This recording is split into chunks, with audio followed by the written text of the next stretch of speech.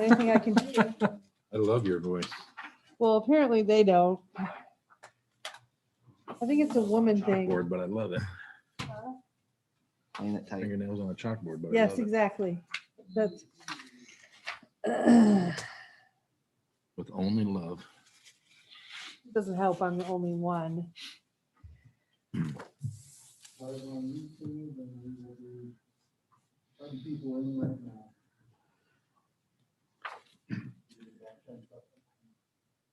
Give them lots of time to comment.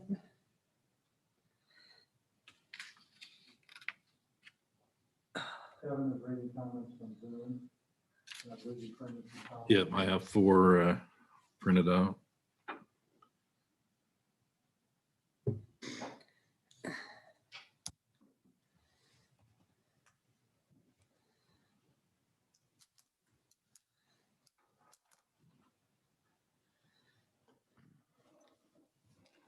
He's having so much fun out there that he stayed.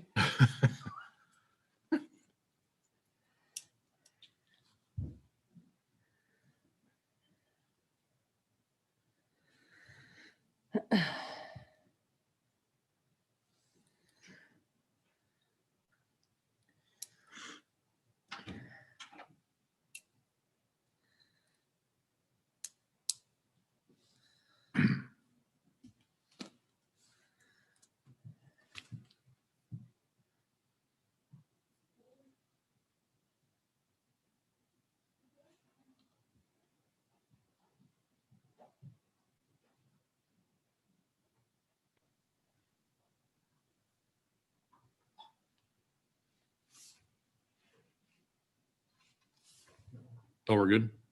Okay, I'm sorry. That's my fault. Time is now 5:31. We'll go ahead and call the Southeast Polk School Board meeting for December 8th. Karen, can we get roll call? Handy, Here? Crab, Here. Fisher, Here. Nave, Here. Slings, Here, Crowell, Here. Powell. Here. All right, now it's time for the agenda adoption. Dr. Lipnick, are there any changes? No. No changes? All right. Can I have a motion for the agenda So moved. in a second? second, Thank you. All right, C, district vision and mission. Oh, we need to. Oh, I'm sorry. Roll call, yeah. Getting ahead Crab, Here.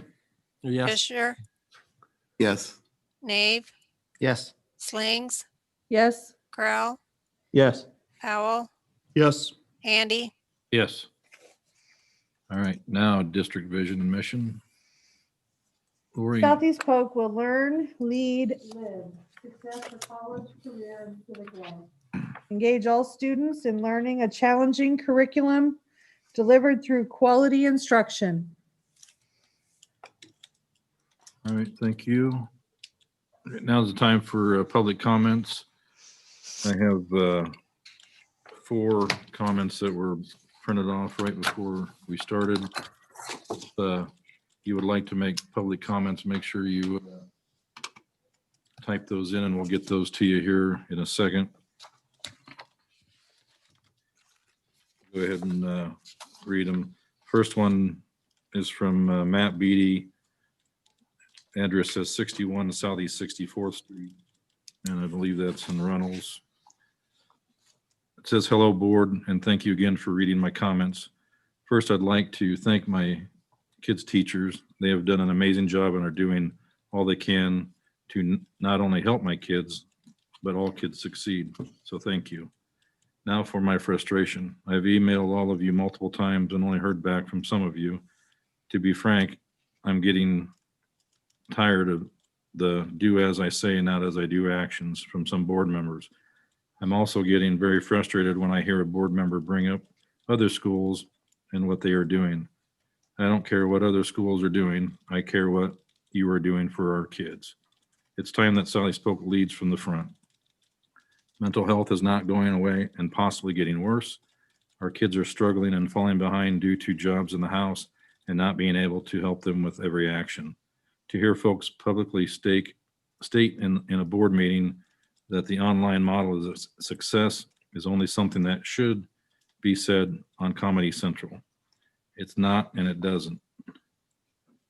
I challenge the board and other folks reporting this to stop and smell the roses. My grandfather was founding member of Southeast Polk School Board. I have lived in the district for all my life, but for the first time I'm questioning if the community is where I want to continue to raise my kids. It's time that instead of making cases on why our kids should not be in school, we should be listening to the experts and making cases why kids should stay in school. I hope that you will listen to the majority that wants our kids in school full time, think outside the box, and do the right thing for our kids. Thank you for taking my comments into consideration. Now I have to get back to help kids write essays for PE because I guess that's important. Okay. Next one's Tammy Daniels, 502 28th Street Southeast, Altoona.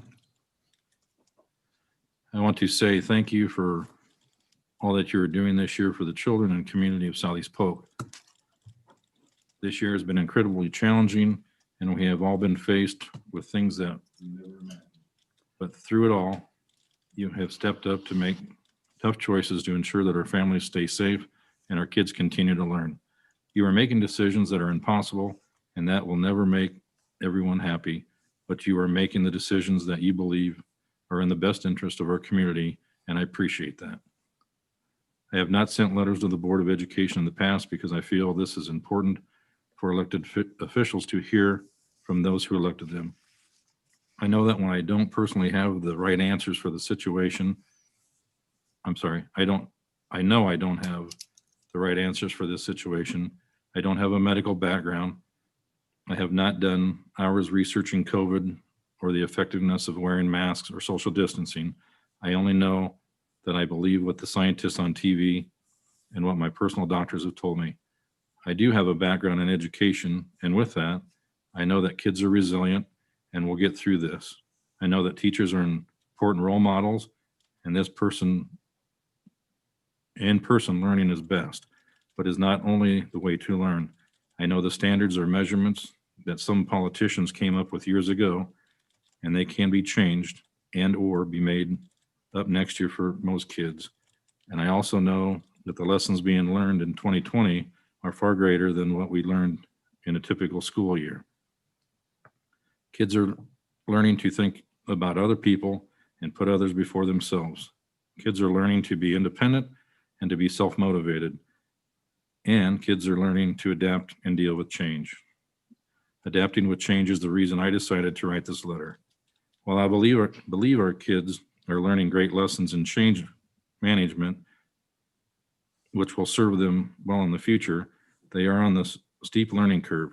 I see many parents posting concerns that their kids' grades are suffering this year in different school models, and with the constant change.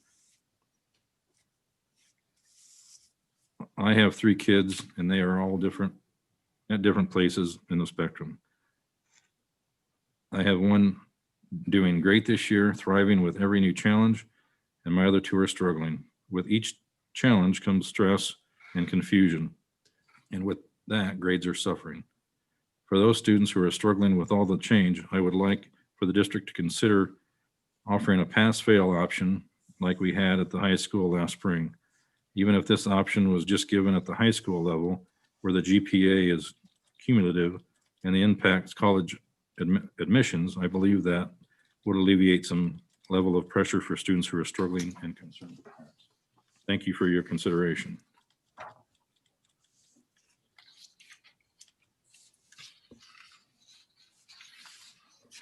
Next one is from Debbie Brennick from Altoona. It does not list an address. Let's see. Excuse me, this kind of looks like it got printed out of.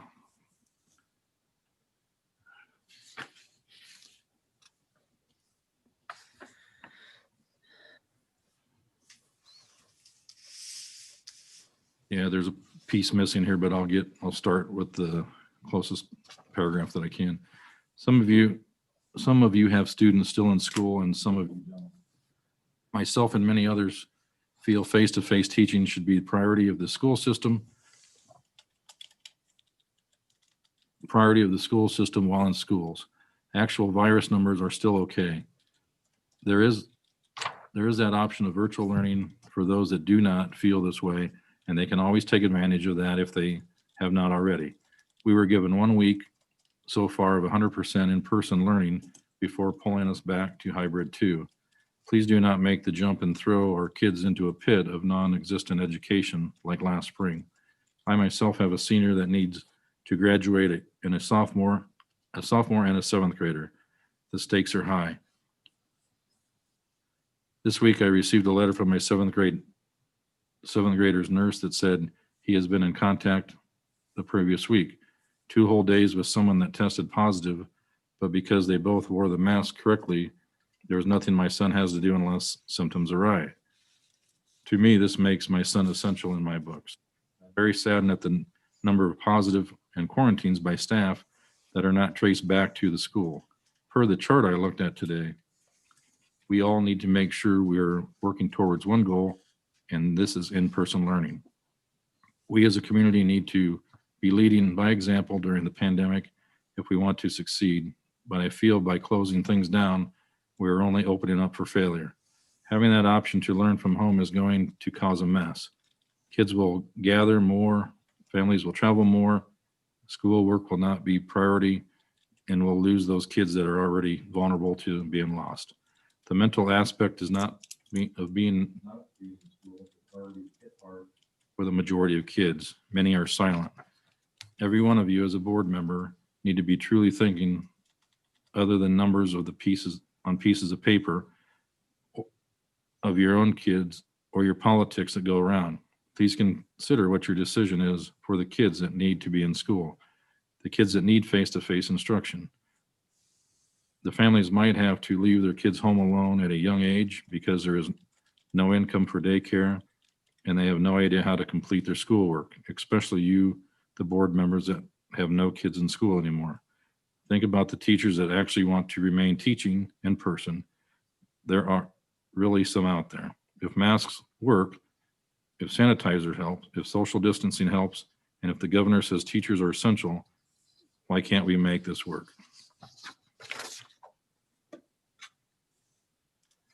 Probably needed bigger font on this. I don't know how you did it, Gary. Carrie Murray, no address given. Benbury, What's that? Altoona, Benbury. Benbury area, okay. I would like to take a moment to commend and thank you all for a job well done. I'm sure there have been many sleepless nights accompanied by stressful days. However, I hope we all truly think about our kids tonight as a decision is being made. Aside from anything COVID related, we need to think about the months of instability that have suffered, the parents scheduling, continuing to make adjustments as we try to figure out what is right. The poor teachers jumping from one class with half capacity to a full class to teaching from home or school. What chaos. My brain hurts and there are times I really just want to stay in bed until this is over. Yet here we are, not even a full 2 weeks into virtual learning, and I see multiple requests to return to hybrid 1 or 2 next week. I understand we need to do what is best for the children. I am not on board with any specific model of learning, but a model that is consistent for longer than 1 week. If we were going to go virtual for 2 weeks with good reasoning, which again, I feel you did not make the decision was best for all. Shouldn't that be in the best decision for another 7 days? Prior to putting kids in classrooms with children and teachers, they haven't been around for 2 weeks to stop the spread right before a major holiday. You are all very educated, and I have no doubt you understand the frustration, whether it be because winter sports won't be able to start if we don't jump back into school. Well, if that's the case, we probably should have never went virtual. It shouldn't be all about the sports, but the well-being and mental adaptations we are putting on these children. Sorry. If you choose to do hybrid 1 or 2, great, but please do not continue to go back and forth. Let's get a solid plan in place and that makes sense and be consistent for these little minds. Thank you. That's all I have for written. Mr. Bacom, did we have any more come through? There are no other written comments coming through the Google form, and there are no chats in the pane.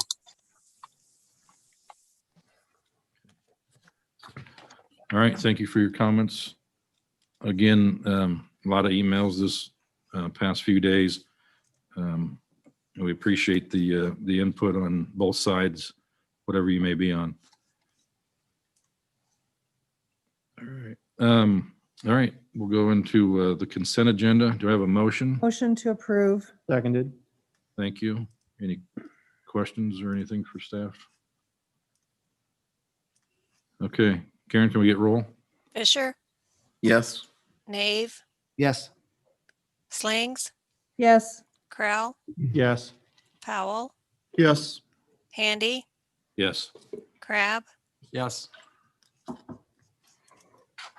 Okay.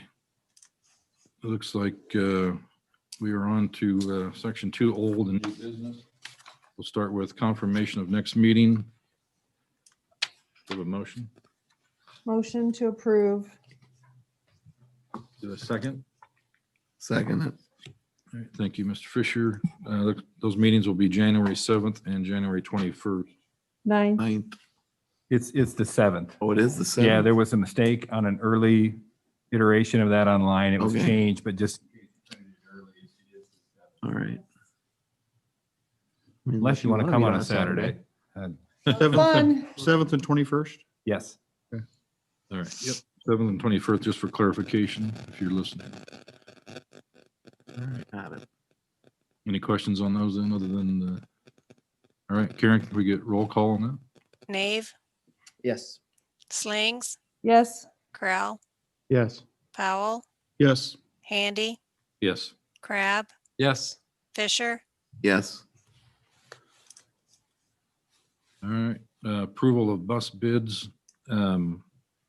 This is for several new buses. Looks like one special needs equipped 477 passenger, 284 passenger.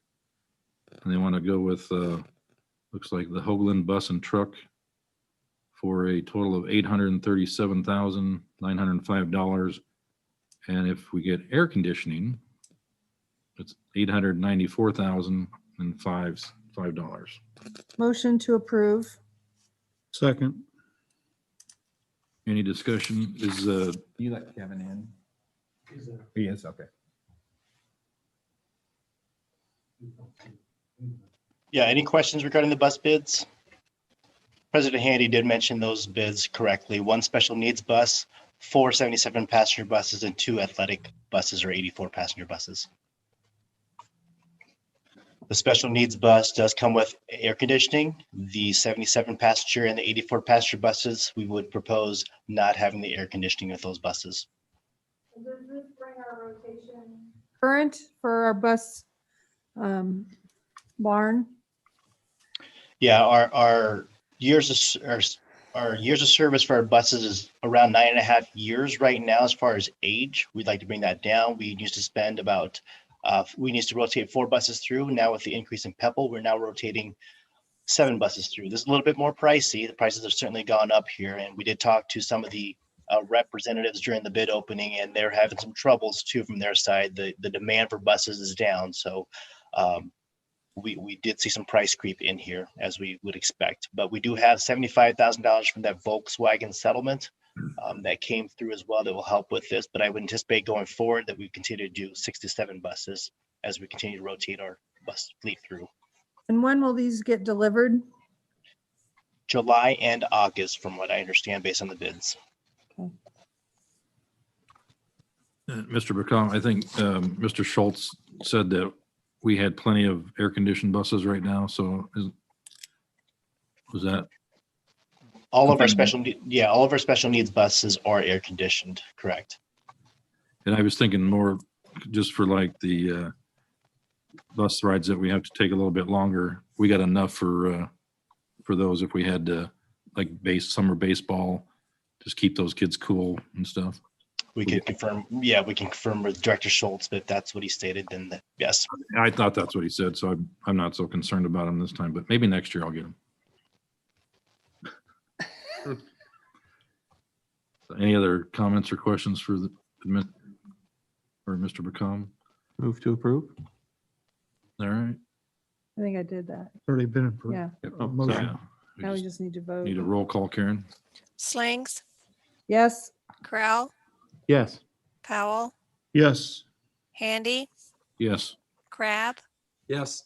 Fisher, Yes. Nave, Yes. Okay. Item 2C is construction management services recommendation. Is for the board to approve agreement with the White's Company for construction management services for the 6 and 7 building. And motion to approve this with the understanding that the legal agreement will come later. Is that correct? That is correct. We are agreed with terms regarding the percentage fees and also the work to be done. It's just some legalese that needs to happen on that document moving back and forth. You think we'll have that by the next board meeting? Certainly, yes. I hope to have that by the end of this week. Okay.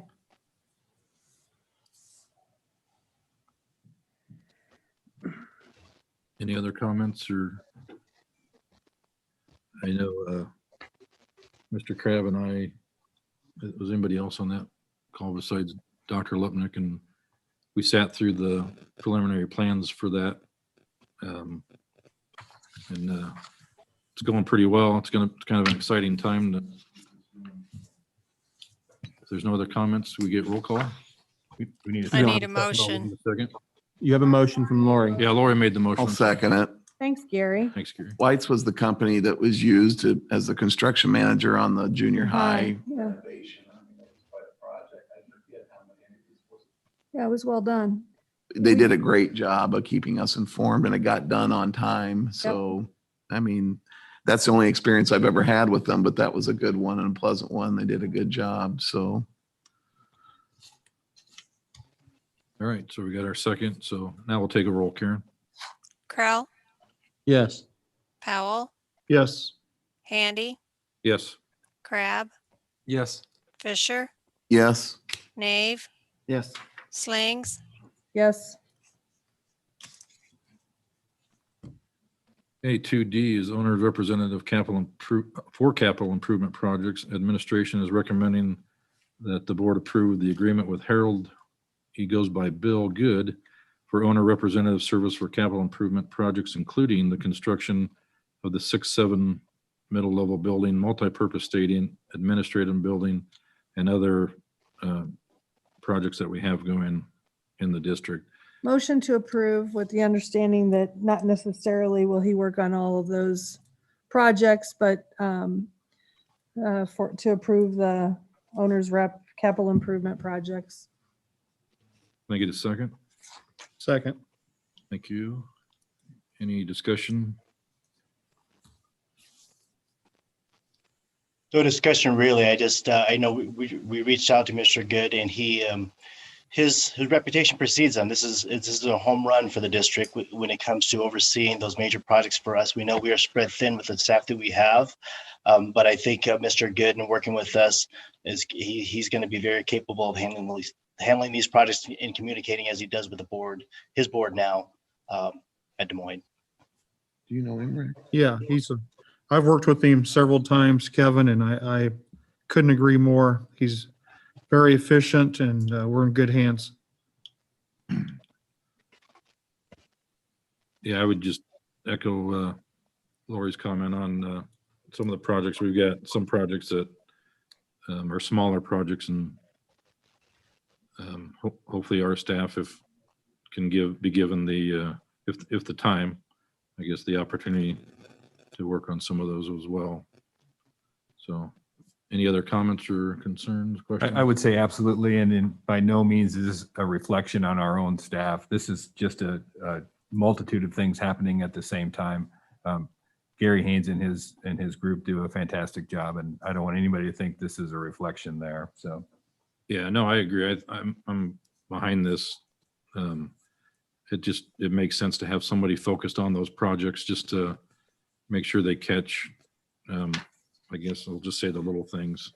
And sometimes could be the big things like the wall at the high school, right, Lori? That's a big priority. So, I'm sure I have some new priorities as well. Mhm. yeah, it sounds like Bill has his resume does stand out pretty strong as far as the background. So I'm in full support of it. Any other questions, comments? Just on the hourly rate, I suppose where did that come from? I mean, comparison wise and. I'll let Kevin jump in so I don't. Yeah, we looked at some of the hourly rates industry wide right now, and $100 per hour is high, but I tell you the going rate is about $125 per hour. So we are getting a discount, if you will, for somebody that is of the caliber of what Mr. Good is. Bill also, he's still with Des Moines Public Schools, just to clarify everything. He's working for us. When he does that, he's taking his vacation time and all that. He's working for us part-time as independent contractor. February 1 will probably be his final end date for Des Moines Public Schools. He wants to see the stadium project all the way through with Des Moines Schools. So he said he'd start today, and in his words, he'd start today if he didn't care about the students at Des Moines Public Schools. So hopefully we all can appreciate that, but he will be with us as soon as he can. Awesome. Thanks, Kevin. Yeah, other than just a few meetings, I mean, it's really not going to take off until next year, right? I mean, that's kind of the plan as far as the overall construction piece. Yeah, dirt moving won't start till the spring. So yeah, just to clarify, it's just a few meetings here and there for the next several months. And so. Correct. Okay, thank you. You're welcome. Take a roll, Karen. Powell, Yes. Handy, Yes. Crab, Yes. Fisher, Yes. Nave, Yes. Slings, Yes. Crowell. Yes. All right. If I get teary-eyed on this one, I apologize. But this is a recommendation from, I promised myself I wouldn't do it. So. This is the, Oh, God. yeah, I tell you, the reason I laugh is because been on the policy committee since I was newly elected in Yeah. 2011. And it's been, if you like reading, well, you guys listen to me reading these things tonight, so you know how. So imagine me reading policies. It's slow and methodical, but I'm going to ask to get off it. So we are recommending that we have a new representative, and we're hoping that there might be somebody that is willing to do it. Detail oriented. Anyone want to Ray volunteer? looks down at the table. Yeah, just for the record, there's 3 board members that sit on the policy committee, and they review all the policies. Well, it seems like it's not, what is it, quarterly? Roughly. Yeah, roughly quarterly. So the meetings aren't that long. Frequent. You get a packet of whatever the policies are for that particular time. They usually run through maybe 4 or 5, but they are in length. It's not. I'll do it, Brett. Mr. Powell is Here. volunteered to do it. Yay. All right, just for, do I have Our hero. Yes. a motion for I make a that? motion that board member Rick Powell serves on the policy committee with honors. Do I have a second. I'll second that. Or did you already? I seconded it. but- Oh, okay. Yeah. Sorry, didn't Right, hear you. and Gary, I think. Yeah, we Been very well seconded, simultaneous. sir. All right, well, at least we have a second, so I guess Yeah. I can stop crying. Tears of Hurry joy up and now. vote before he changes his mind. That's right. Thanks, Rick. Appreciate it. Can we get a roll call? Handy, Absolutely. Crab, Yes. Fisher, Yes. Nave, Yes. Slings, Yes. Crowell, Yes. Powell. Yep. I'm going to miss you, Karen. I'm not leaving because of you. It's the other 2. Okay. Just kidding. All right, back to seriousness. All right, we have plan for temporary staffing adjustment extension at the buildings and grounds. Motion to approve through Second. March 19th, 2021. I'll second that. All right, any questions or comments for administration? Is anybody talking on it or just, I'm not sure if I'm here for questions if you have questions. okay, we did this at the beginning of the year with the hope that it would be something we wouldn't have to do anymore past now, but obviously here we are. so this is for the, like spraying of kind of cleaning and, or is this? This is not for disinfecting per se. It's more for getting the schools sanitized, cleaned per normal, based on of other things that we need to do for COVID related cleaning, if you will. So this is things like moving part-time custodians to full-time and those others that are picking up part-time hours during this time. Gotcha.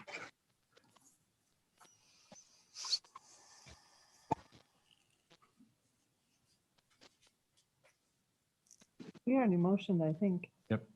We're good? We just need to vote. All right, Karen? Crab, Yes. Fisher, Yes. Nave, Yes. Slings, Yes. Crowell, Yes. Powell, Yes. Handy, Yes. All right. Looks like, oops, Substitute. yeah, 2G, substitute plan, recommendation of administration to implement and propose that would have the district hiring up to 11 substitute teachers for the last 100 days of school without hitting the existing sub-pool. This comes at a, I'm sorry, this comes at a cost of $290,000. Motion to approve. Second. Thank you. Any conversation? So we looked at the plan, I guess, and it looked like there were options of different levels, like maybe having certain buildings share the full time. So this is the option where all buildings have one person, Correct. or up to that. Yeah, we up to that, and hopefully we have that many applicants and that many that we can hire. Yes. Okay. What happens if a building doesn't need a sub that day? On some miraculous that were to occur? Then the way Joe described it at our last meeting is that person then would be shipped to somewhere where there was a need. Okay. I have no doubt there'll be need every I day. bet. Oh yeah, there. Like I said, it would be a miracle for a building not to need at least one sub a day. So Yeah.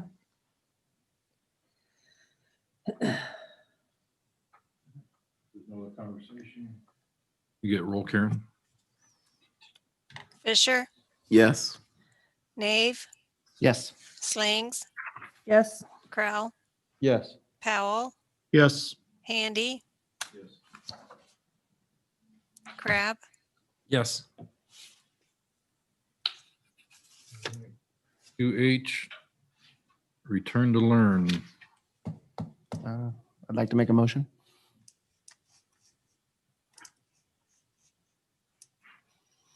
Move that we move all buildings to H1 starting Thursday, December 10th through Friday, May 28th. Do I have a second on that? I'll second that. Any discussion? What are the dates again? Oh, Thursday, December 10th through Friday, May 28th.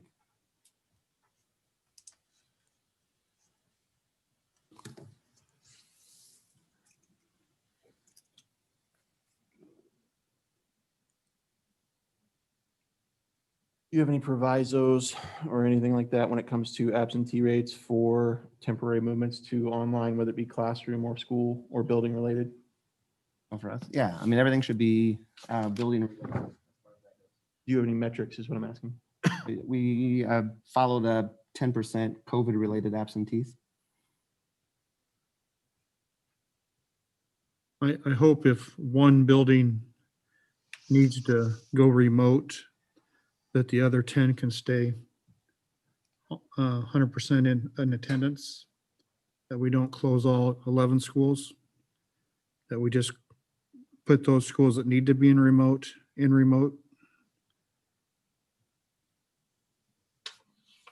Right. This would be more of a, just building by building, managing the absentee rates per building.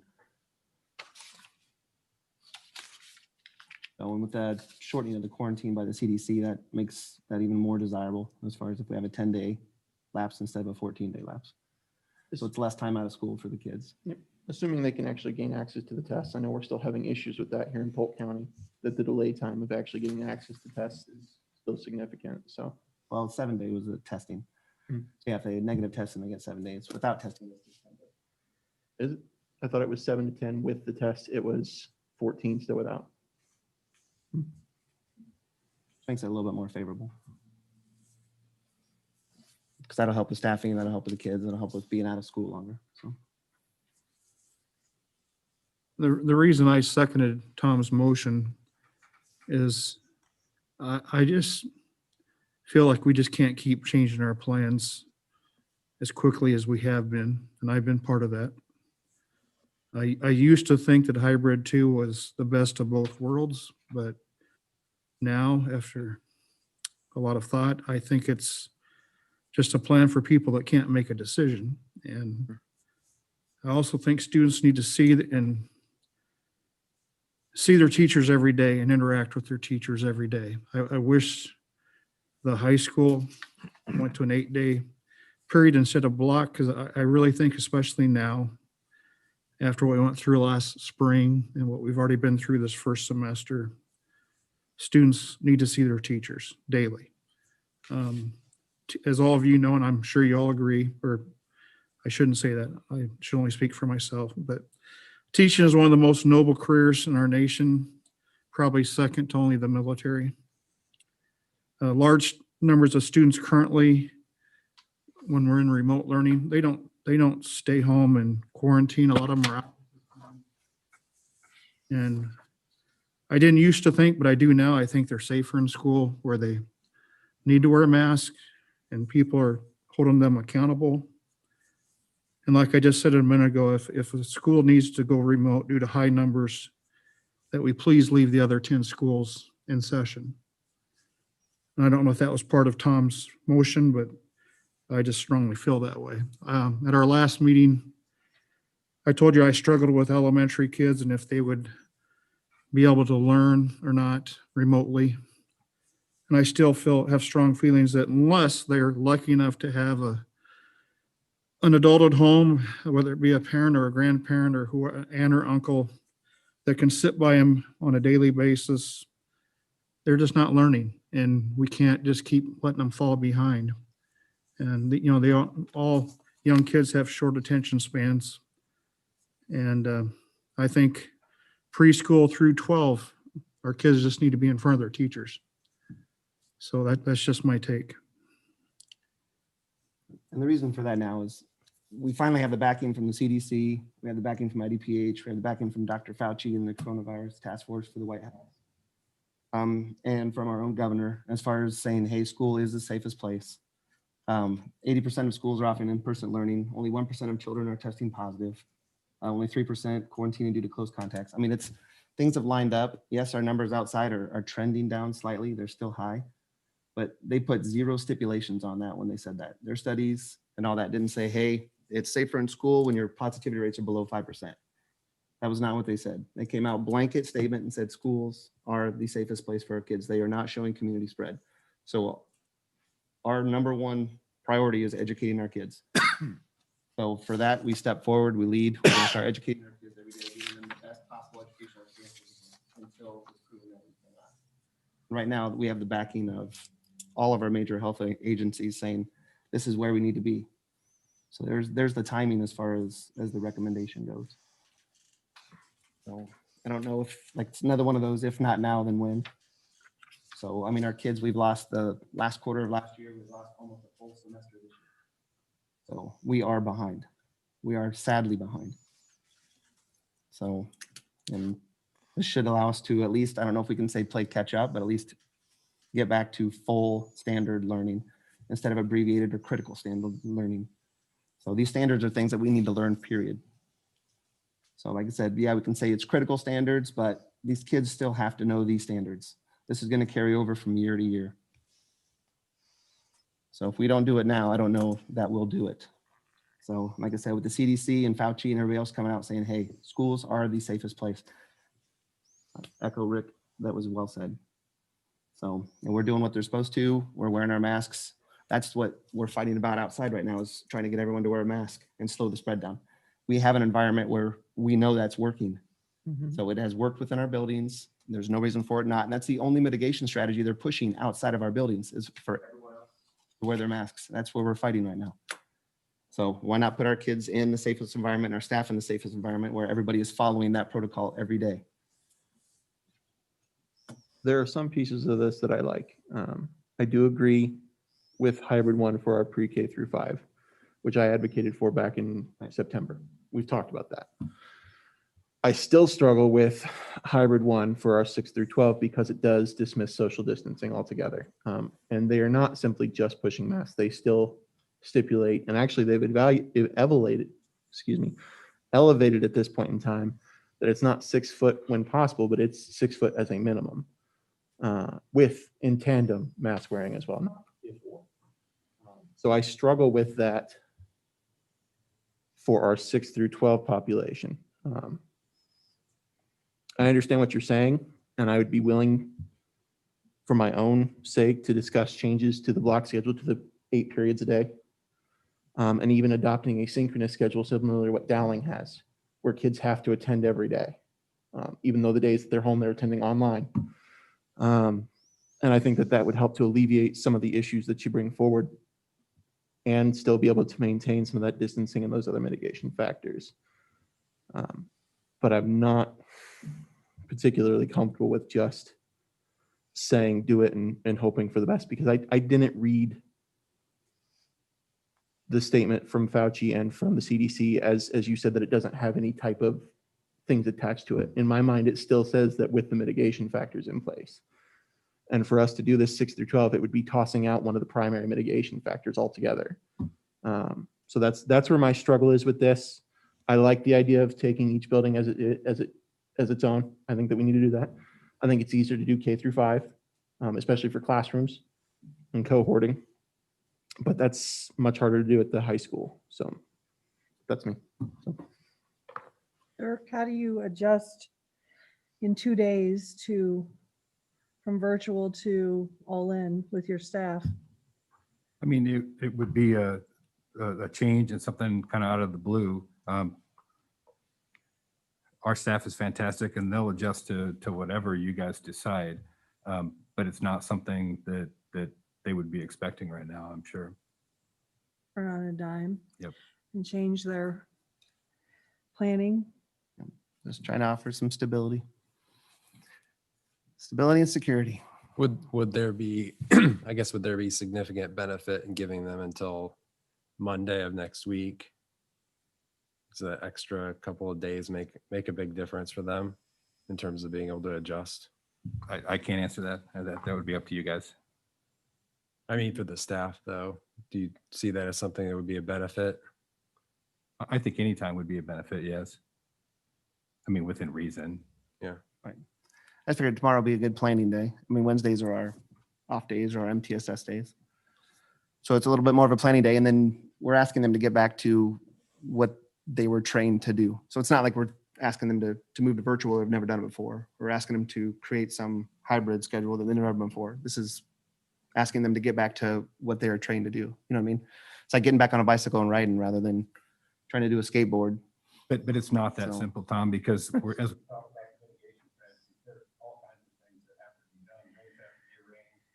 schedules have to be changed. How do we do the lunches again? There's all kinds of things. It's not a just snap your fingers and they're back. It's like normal, because it's not normal.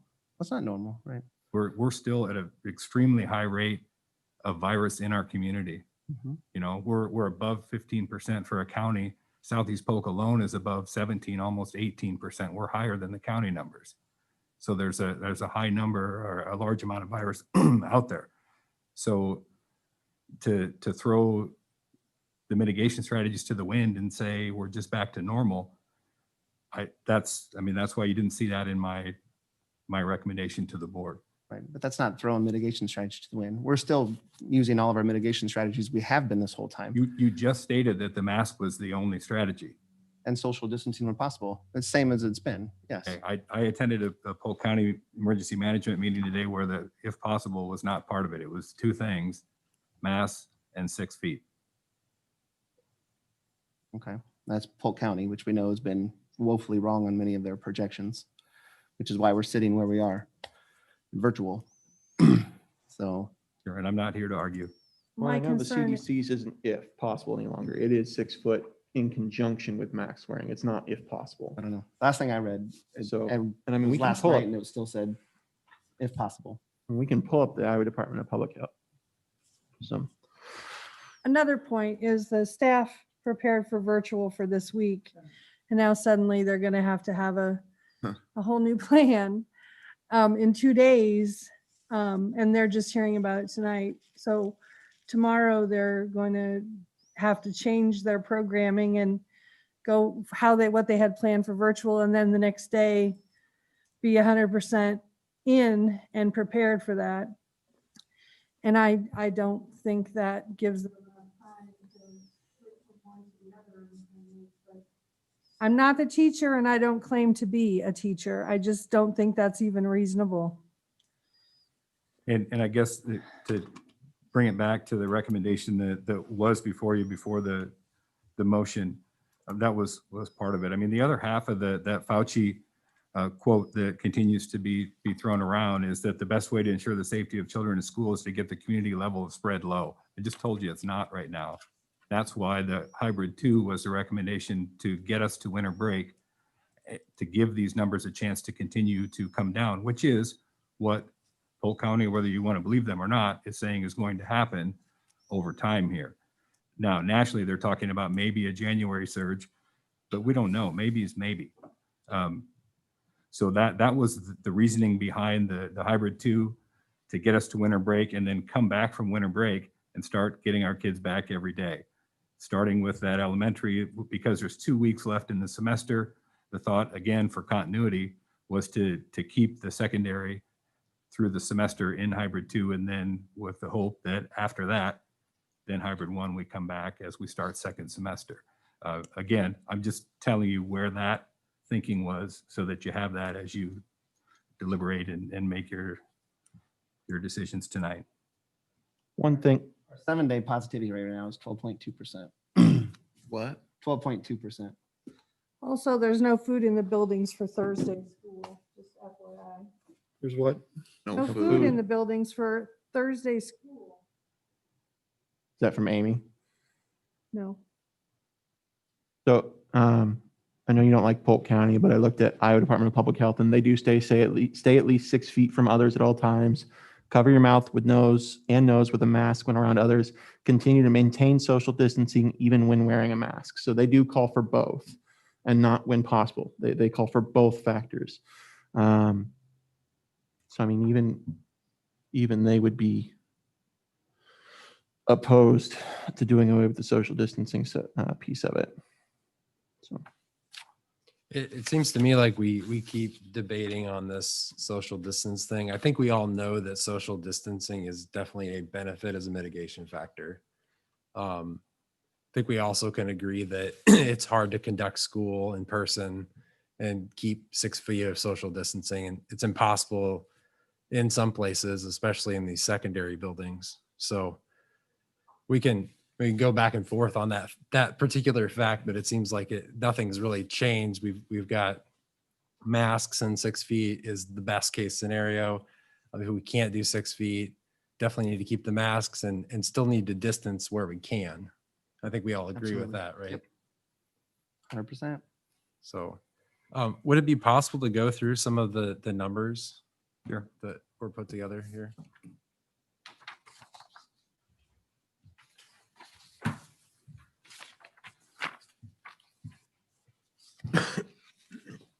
You have got this at your seat. This one is a separate one as well. When you look at those overall criteria, you can see that we're at The blue stars are roughly where we sit. The green on the right-hand column is where we were at our last meeting. So you can just make those comparisons there. We're at 15.1% positivity for the county, 17.6 for Southeast Polk. You can see our absentee rates have improved tremendously along with our both quarantines and our positives, which again, we're hopefully what exactly the reasoning behind the moving to the remote is, as difficult as that decision was. We're seeing the result of that, which is what we needed to have happen. The cases per 100,000 is coming down quite a bit from where it was before. It's still much higher than the recommended.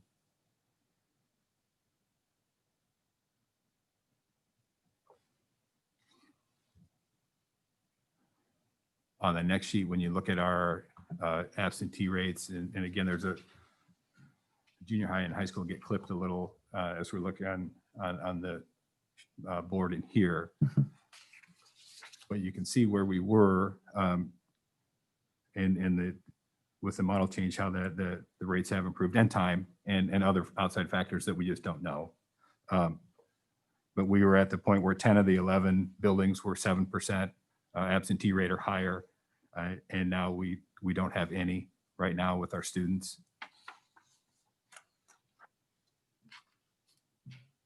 And from a staff standpoint, we had 9 of our 11 buildings that were 7% or higher. And now we just have the one, Runnels.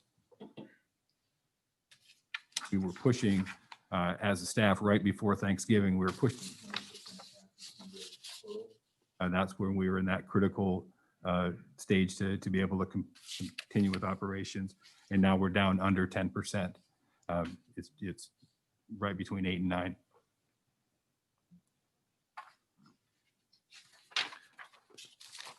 Dr. Lipnick, on the quarantine piece, and would, so those that are quarantined now, how does today's ruling, I guess, or process with the quarantine 7 to 10 days, how will that play in part with? It's going to help tremendously. With the changes from 14 days period to the recommendation is still 14 days, but you can opt for 10 days or 7 with a negative test after day 5 of exposure. So what that will do for us is basically cut in half those times. So I think it's gonna create a positive and help with some of the issues that we were having as we were leading up to Thanksgiving. The worst case scenario was you had, if you got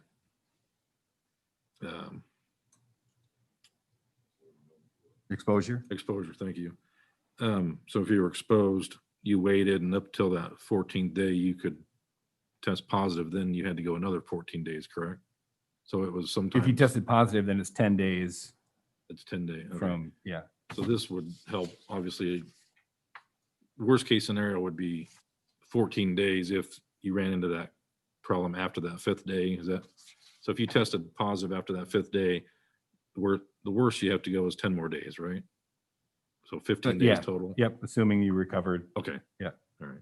So that piece helps out on, because I know that question on essential, but that's the only question I have now on the quarantine. Okay.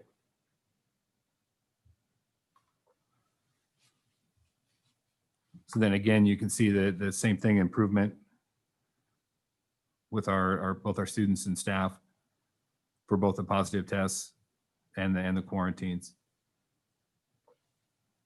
And obviously the number at school when they're basically not here is going to decrease as well.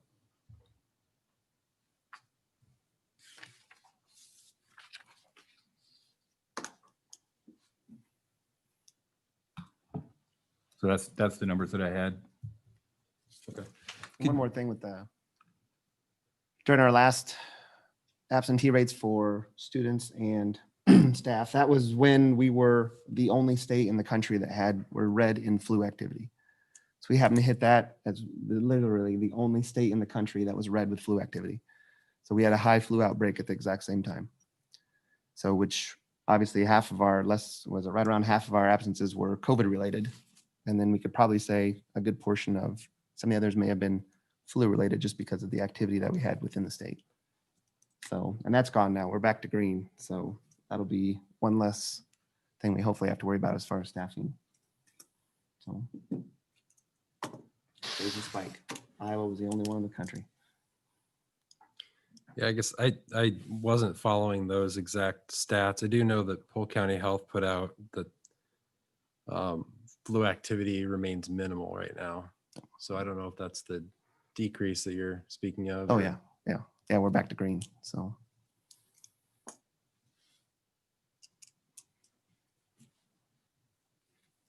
Well, people are obviously wearing their masks in the community. You can see it. And I still say we were doing a great job. It wasn't perfect, right? But we were doing a great job in trying to keep those masks on the kids, wearing them properly, mitigating where we can.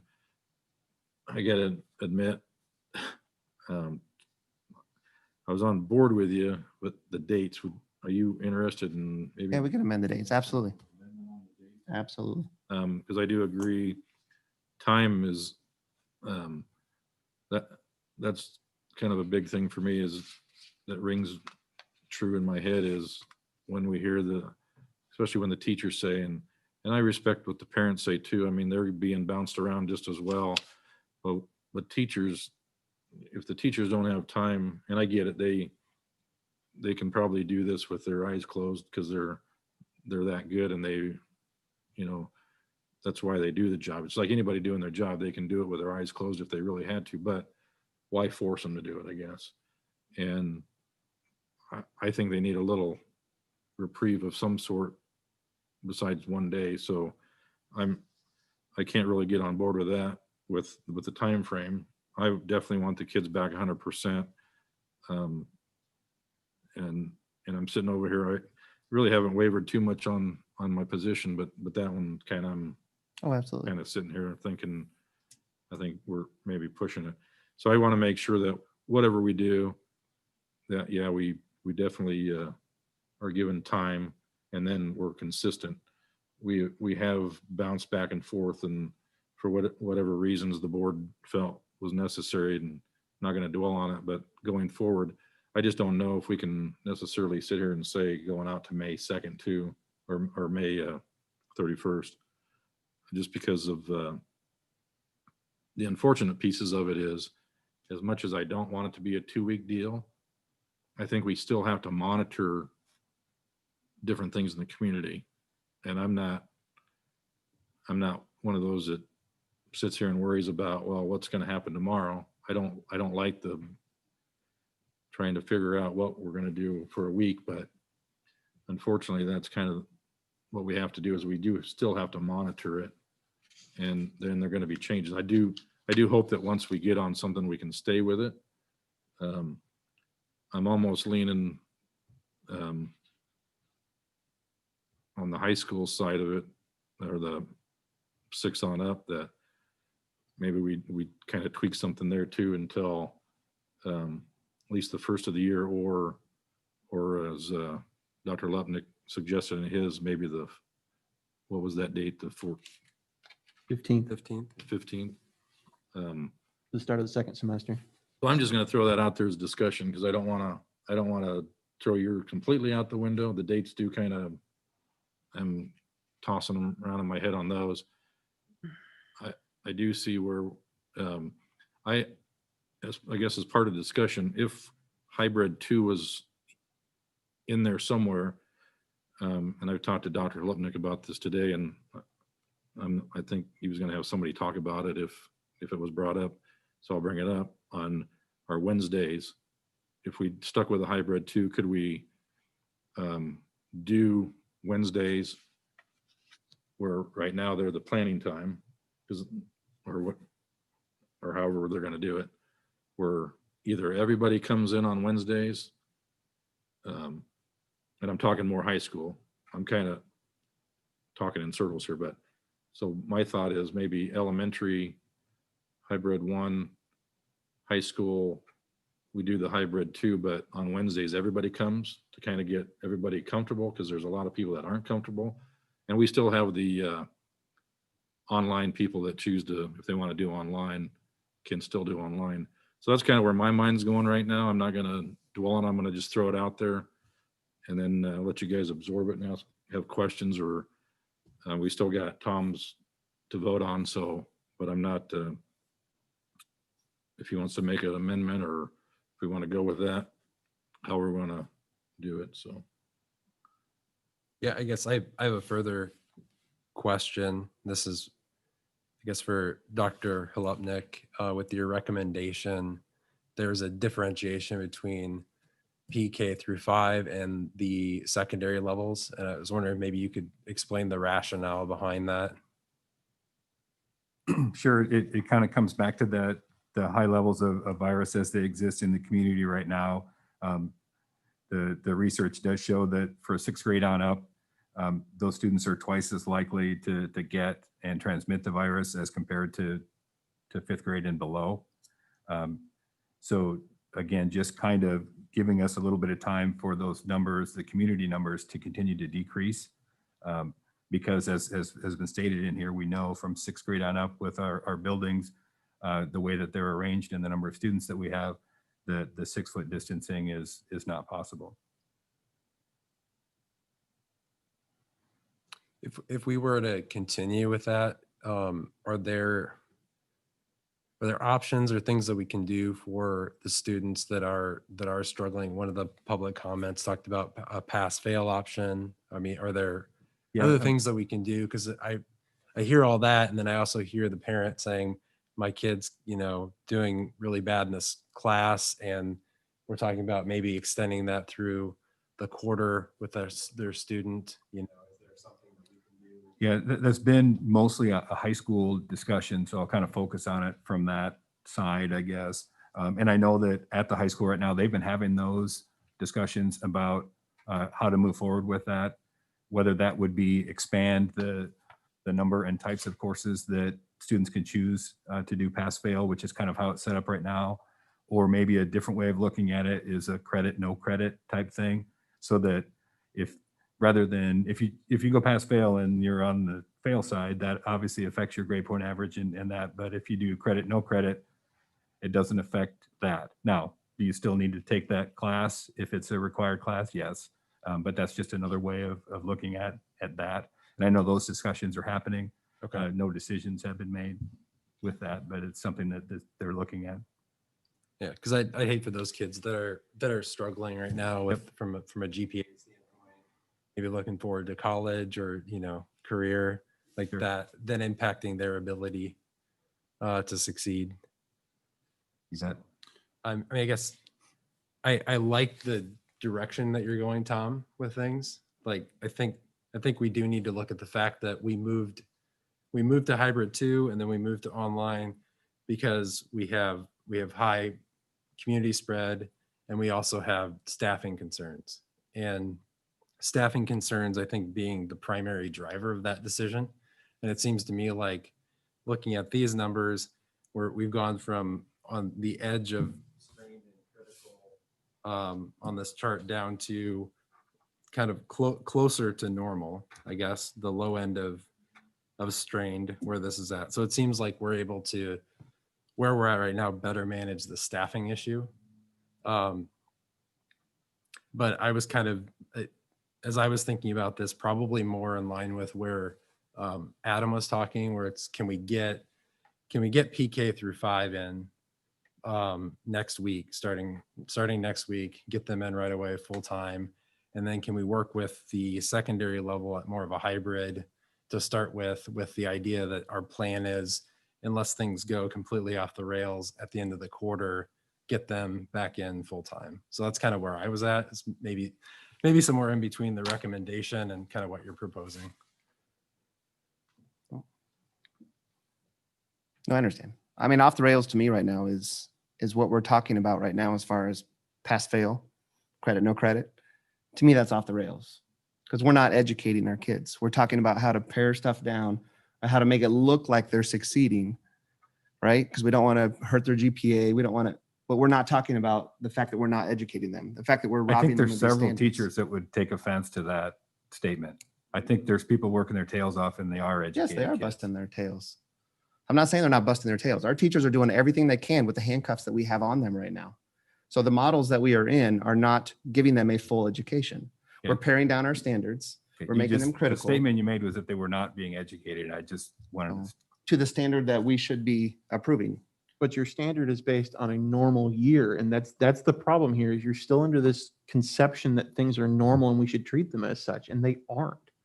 That's not normal. No, education is something that we need to focus on. To me, it's essential. And it So yeah, do I have a adapts- passion for education? Yes, I do. And it adapts and it changes based on the necessities that the community and the environment that they exist in happens. Right. You're not willing to make those adaptations. That's the problem we're having here is you're trying to treat this as if nothing else is going on when it's very clearly obvious that something is. So I call the question. Unless somebody has other comments, I'm sorry. Yeah, I think we still need to hear it out. Anybody have anything else? I'm more along with what Chad's combination of the middle, I guess, of this. And I think we also have to be cognizant. I mean, I want the kids back. Boy, I do. And boy, that last meeting, I tossed and turned after that. And this was not good. I hated that vote. I said it then, and I still do. And yes, looking at where we were at in the rates, boy, yeah, lights were blinking then. It's now that's settled down, so that's good. But I thought stupidly, I followed along with the logic that I thought was there with the Polk County Health that, oh, everybody's going to go with that Thanksgiving and this stuff's going to skyrocket. And like they did on the front end of the school year, when they were trying to scare us out of having school, that number went like this. And that's exactly what happened this time for whatever reason. I don't know, because it doesn't make sense for me. So I get why they might be frustrated. The numbers have gone like that. It's still out there, definitely. And it's contagious as heck. If you get it somewhere, it gets loose. And it can kill, it kills people. We get all these emails from these parents. They're losing their mind. They're like, you don't have kids in school. And I don't. I had 4 kids go through the system. My last one graduated last year. So got tail end of this. The front end of this, whatever this virus is. But if I was a parent and I had little kids, I get the frustration in the emails. I'd be losing my mind too. Particularly those, whether you're home or not, it's bad all the way around. So yes, I think the kids, the small kids, the PK to 5, we got to get those kids back sooner than later.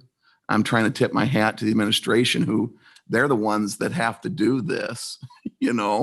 I hadn't even thought about food in the building. Somebody's They just got handed you all the wired food in, but out that's an today. example of, I don't know that. We pay these people to figure that out. And so we need to allow them to do that, at least some time to do that. And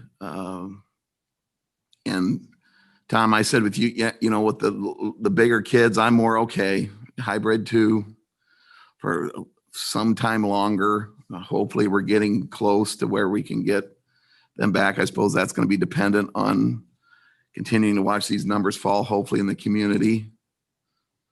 But I don't think I can support, I wasn't on board with the recommendation, and I can't support it as it exists now, the present motion.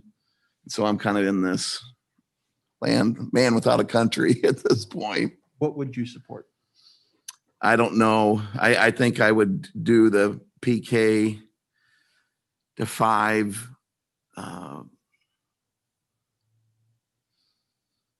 I'd be inclined to try to start them on the 14th in hybrid 1, if that's possible. I'd probably continue the hybrid 2 for the secondary to the break, with the idea that we would come back from break. I don't know, again, because we're not giving them the concreteness, because you don't know what the numbers are going to be. But if they continue to fall, I would say hybrid 1. Is there any benefit academically? I'm sorry. No, I'm done. Because Is I there don't any know. benefit academically, Dr. Holopnik, for that last 10 days of the semester that exists from January 4th to January 15th, or I guess 11 days minus weekends? Is there anything that exists in that time frame academically that is benefited for our 6 through 12 by being hybrid 1 versus hybrid 2, or is that testing during that time frame? I mean, there's final testing, but that also is kind of under discussion of what that looks like this year because things have been so different. But benefit, I mean, the more time that the teachers and students have together, I think is clearly going to be better. I don't think any of us would argue against that.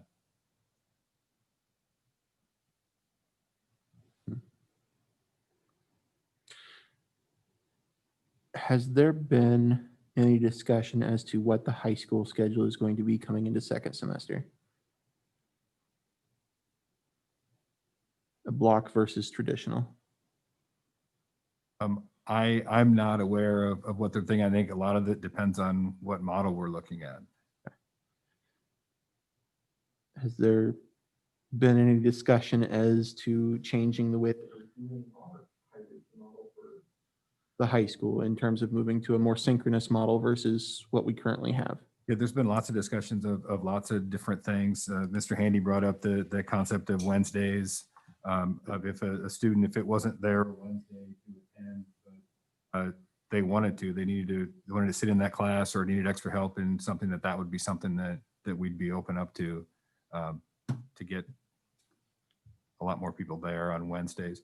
And I know there are other things like that the high school's been talking. I can't tell you specifics right now. Like I said, it's all contingent on where we sit.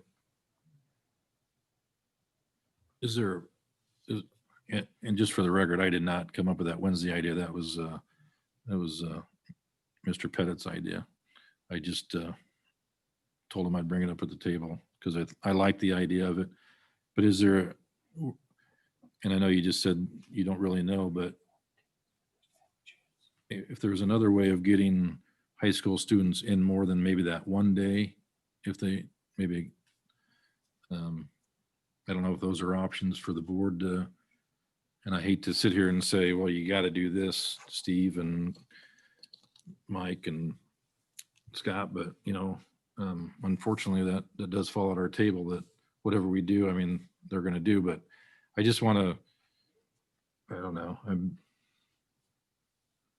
I definitely think the high school needs more time in class as well. Mm-hmm. Is the 14th. Monday. The Monday, but I guess so. That how many days is that from now as far as class time? So we got 7 days until Christmas, and then we have, which is really equivalent to 3 days for hybrid. Yeah, they would. If we go to the hybrid 2, it's 3 days for each of the A and B. So then from 4th to the 14th, you're looking at probably about 4 or 5 days, depending on which rotation you're on. You can pull it up.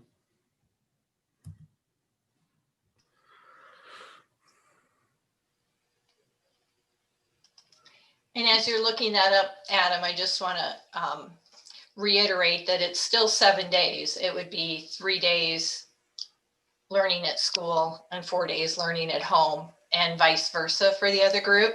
And then I think I looked at the calendar today, then it's 2 weeks till semester break. So 7 days to winter break and then 10 days till semester. Is that what you're coming up with? Yeah. Okay.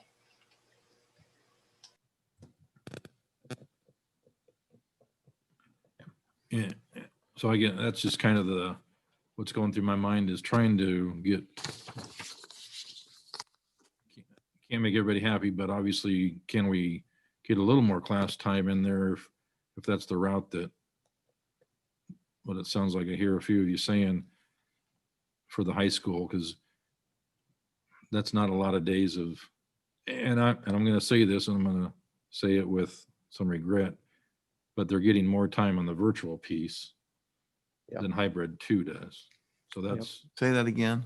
well, they're getting every day on virtual. Oh, right. Yes, exactly. Yes. So, I mean, which I'm, Yeah. I know there's very few people that like it. But some do. Yeah, Some that's So do not some like it. people are true. amazing Yeah, at it. some do like it. Few of us sat in on the math class at Altoona Elementary today, and I'm going to tell you, I should have paid attention more to math. Well, it's different than how we did it when we were in school. The tree thing, I mean, of course, Mr. Vandersandon's an excellent teacher, and he's so calm and collected with those kids that he even had me looking at I was trying to figure out the problem and thinking, how did I learn this in high school? And it's like, but anyway, so I guess with that, that's where I'm stuck on is, I mean, I think hybrid 1 is, but I hear Dr. Lubnick, and we're putting a lot of, I don't know, for the first time, I'm kind of, A large group of parents and even teachers this week that were telling us, like, they want us to come up with something concrete starting in January, but they'd rather us just stick with virtual for the next 2 I weeks because they got don't, some of those too. they Yeah. think it's just better. Kids are getting more hours and they don't have to worry about trying to transition over what amounts to 3 days or. well, I'm publicly saying I am not for that. I will not vote for that. That'll get me, Can we keep them in hybrid 2 to Christmas break? Starting on Monday? I think- I think that gives the staff more time to adapt and adjust. but I know you're- you don't like it. I'm just, Yeah, I think because you're still talking only 7 days. it's just a little time. But actually, hybrid 2 only gives you 3 days, which some kind of normalcy is going into spring break. Christmas. Jeez. Well, it's not even. It'd be open. nice It's a if it can was of free worms. I break was already. hoping this is March, but Throw positive vibes out there. We'll be through this by January and we can get back to some more normal. Yeah. the, Really? I said positive vibes. Okay, I didn't okay. say Positive. realistic. I said Yep. positive. Sorry. any more discussion on Tom's proposal? I'd say it sounds aggressive, but it's actually what we should be doing to begin with. So I mean, I would not call it aggressive, and it's what other schools are doing. So to me, it gives stability, and if we need to monitor a building's absentee and we have to pull back and put them in virtual for 10 days and then go back to full-time H1 again, I mean, that's something we'd have to live with. But right now, there's not a person in this room that can tell me that we could not have been successful in H1. There's no proof that says we would not have been successful in H1. Define successful. And we could not have made it through. And we have role models and other school districts and out there doing it. So there's Only- nothing in our data that says we could not have been successful in H1. The only role models you're talking about had double the percentage online than we did. We're not in the same boat they are. If you took an extra 260 kids out of the high school, yeah, it alleviates a lot of that strain. That's what the difference of 12% is from where we are to where those role models and the only 2 districts that are our size that are doing 100%, that's the difference we're at. We're at 12% difference in the population.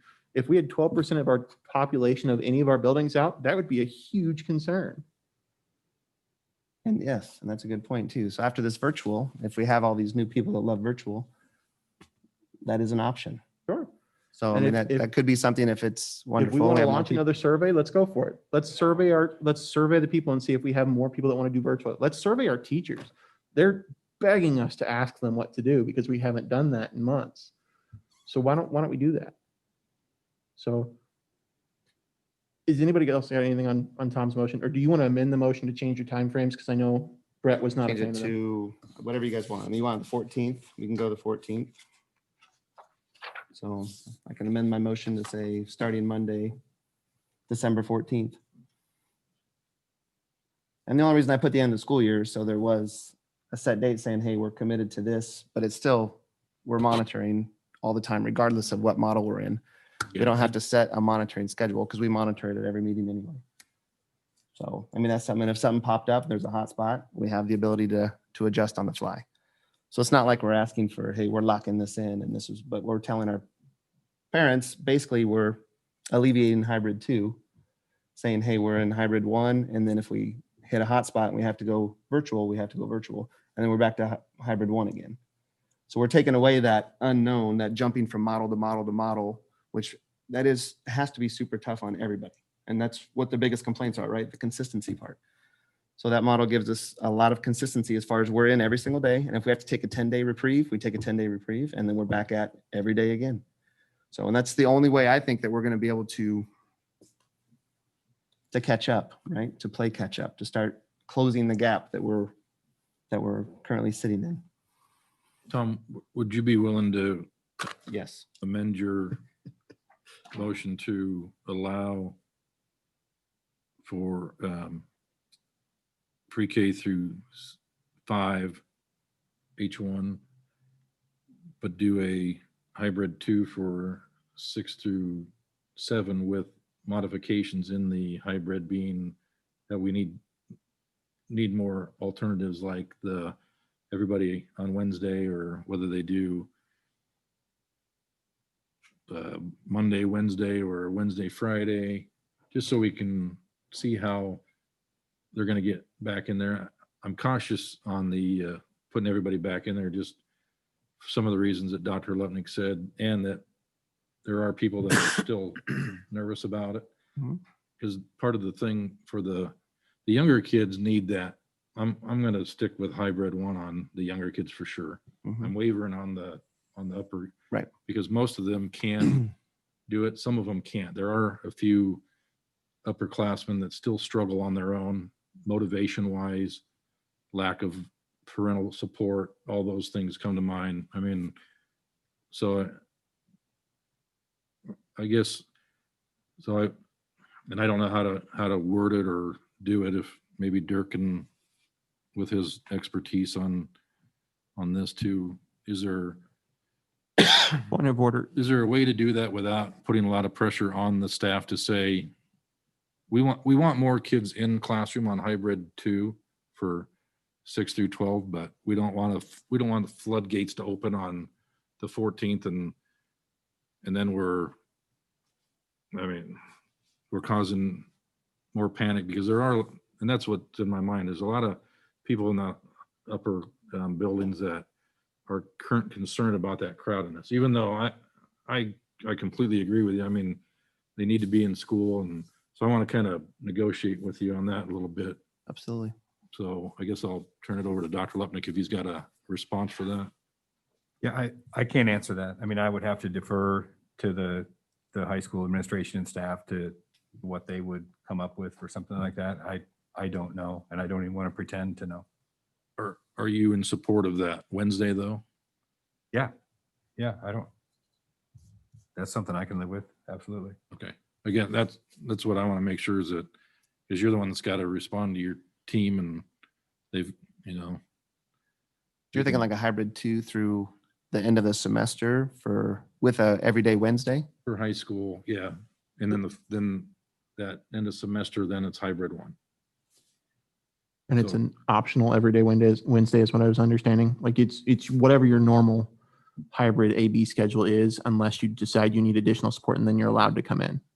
Is that what you're? Not mandatory. I mean, those that want it, that extra time, I mean, we can sit here and say that everybody will be there Wednesday, It ain't gonna happen. but well, yeah, you can, or you're going to be absent, but do we want to go that way? I guess I'm just saying we could say hybrid 2, everybody there on Wednesdays, just to see how it goes type thing. I mean, but that's up for discussion. I'm just throwing stuff out there because I'm a hybrid 1 person. I'm not going to hide it, but I also want to respect that there are people living those. There's people all over the district that are nervous about going back hybrid 1. I want to recognize that, but mostly the crowdedness is in the high school, junior high, and 6th grade center. So, so I do want to recognize that, and try to see if Tom's willing to, without having to go through So- another whole vote. And How close, Mr. Chair, how close are we following Robert's Rules of Order? we're discussing. Well, no, and here's why I ask. Because the motion has been moved and seconded at this point in time, anyone can make a motion to amend it. He actually can't amend it on his own. It has to be amended by a vote of the board. So someone would have to propose an alternative to what the amendment or what the motion currently is, and then it would have to be voted on to alter it.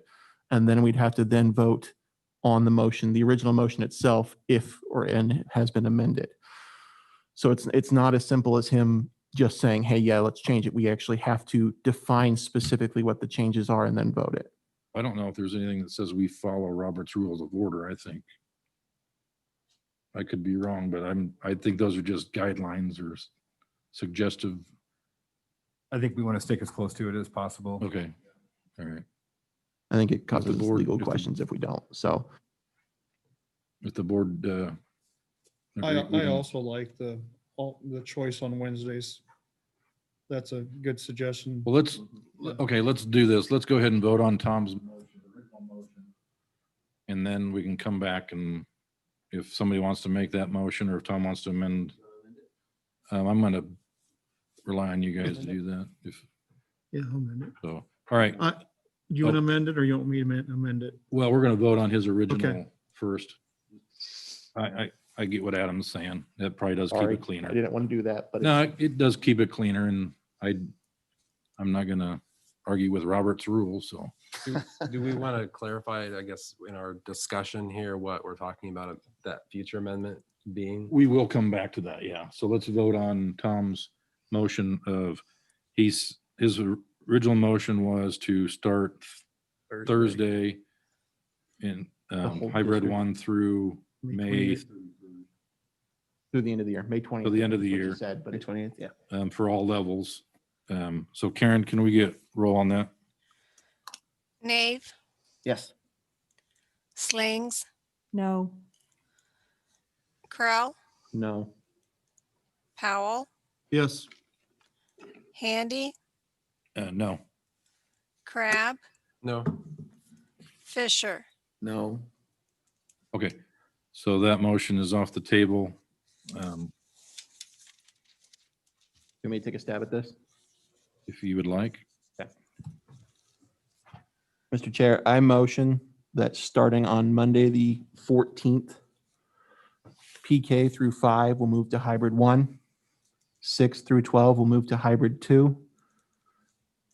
And that will be consistent through the end of the semester, which is January the 15th, with the guidelines put in place by the district administration's recommendation in terms of individual buildings, in terms of spotting and identifying problems. I also move that we direct the administration as well as the high school administration to look into alternatives to try and bring more kids into the building for more face-to-face time interaction.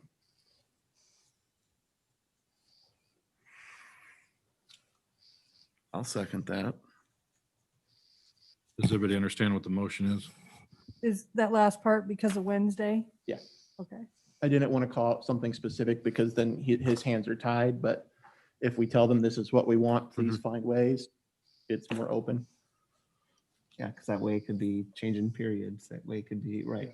Yep, Move into exactly. a synchronous schedule that, Did we have I'm sorry if I missed it. Did you have the date when we go starting back to on Monday, the hybrid 1? 14th. And I only set the period to the 15th. I'd be willing to amend that because there isn't a second at this point in time, so I can withdraw it and amend it. No, Gary. Yeah, So I'm but sorry, I Garrett. can forget I said that. No, it's public record. strike it for the Get us record. messed up again. I just want to clarify on, was the hybrid 1 then starting for all Monday. levels? No. Hybrid 1 only for No, PK for through for after semester. there was nothing adjusted after semester. I assume we would discuss that at our January 7th board meeting. Well, yeah, My- that's where I want to get into where we need the consistency and Okay, the I said I understanding. could second it. I didn't. There's a lawyer move for you. Keep going. Karen, is that off record? Read back the tape. You said could second it or you did second it? I did say I could second it. That's the way I stated it. Well, Hybrid one. I'll withdraw the motion at this point. Yeah, the superintendent's, and this is kind of in line with that, we're hybrid one for PK, or, wait a minute. Reading it here. Dr. Lopnick, help me out here. Can we amend the recommendation put forward by you and your administration before it's been moved, or does it have to be moved and seconded and then we can amend it? Because I'm a little fuzzy on that. I'd have to pull the book out on that one. Fairly certain it has to be moved and seconded and then we have to amend it. I think you're right. That During makes the sense. discussion, yeah. So here's, because we're not actually under any motions at this point in time since I withdrew that, Right. I think the simplest thing for us to do at this point in time is to take the district's administration and just amend that to what we're wanting, which is PK through 5. The most basic thing is PK through 5 starting on Monday, hybrid 1 as opposed to hybrid 2. Am I correct in that assumption? That's the first thing. We'll take it step by step because otherwise we're going to get lost in the weeds. Say again. So the first step is that we would amend the district administration or the district recommendation so that PK 5 would start hybrid 1 on Monday, the 14th, as opposed to hybrid 2. Okay, 6 through 12 would still be hybrid 2. listen, the buildings are set up for hybrid 2 right now. So they're going to teach all week, this week. Actually, And they then they should be have set to- up for one because when, No, we came out of hybrid 2 for 2 weeks. So the buildings aren't set up for anything but hybrid 2 right now. And I'm going to reiterate, we probably should stay in hybrid 2 at a minimum to get to Christmas. But I just say, I know they're exhausted. I know they're wore out. And you're asking for a lot of miracles for all this to happen. And I'm just Monday. pleading the case of the classrooms are set up for hybrid 2 right now. So that's going to have to happen over the weekend for their classrooms. did they move their desks out for those 2 weeks? It varies by building and classroom. And also the suggestion for the students that are getting Ds and Fs is that the focus on those students on Wednesdays also as another possibility. It pretty much already is. I mean, it's MTSS. So that's what it's supposed to be for.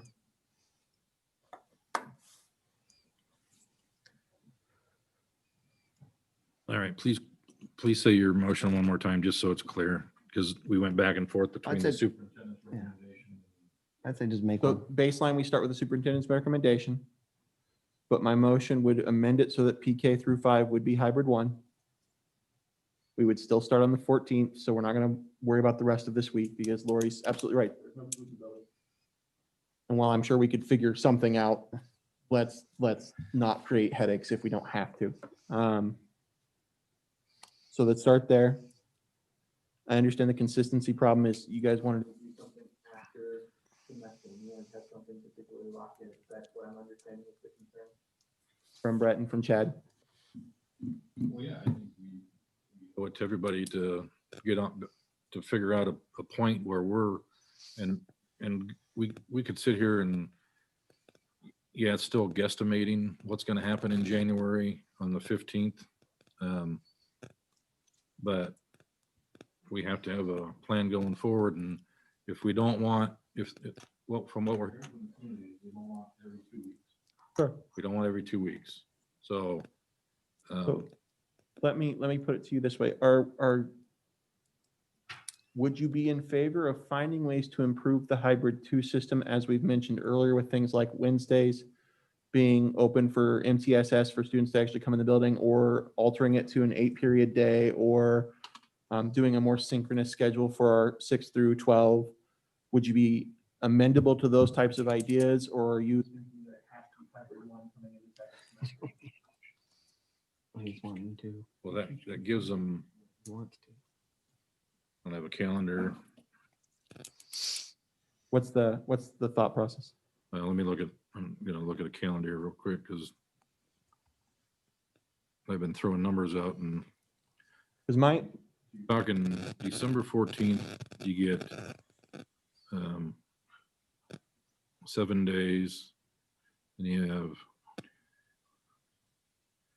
9 more days till the 14th, which is the end of semester for the upper grades. Elementary won't be, if we go hybrid 1 now, they're going to stay on hybrid 1. Correct. It's getting the high school back. Now, it's all contingent on what happens in the community and the numbers, but at least it's letting the community know that we are willing to make some kind of a commitment to the future, even though we may not all agree with it. It could change, and that's what I want everybody to understand. Right. We're, Well, and we still have to go every couple of weeks and review what's going on. Right. It's not just like would you, Tom's motion wasn't, I mean, we could lock it in, Right. but would you be amendable then to extending that deadline from the 15th to the 29th? Because that gives us a natural break into the month of February. well, your natural break is your semester. Semester, yeah. I think you're Learning causing more plans. confusion than for Possibly.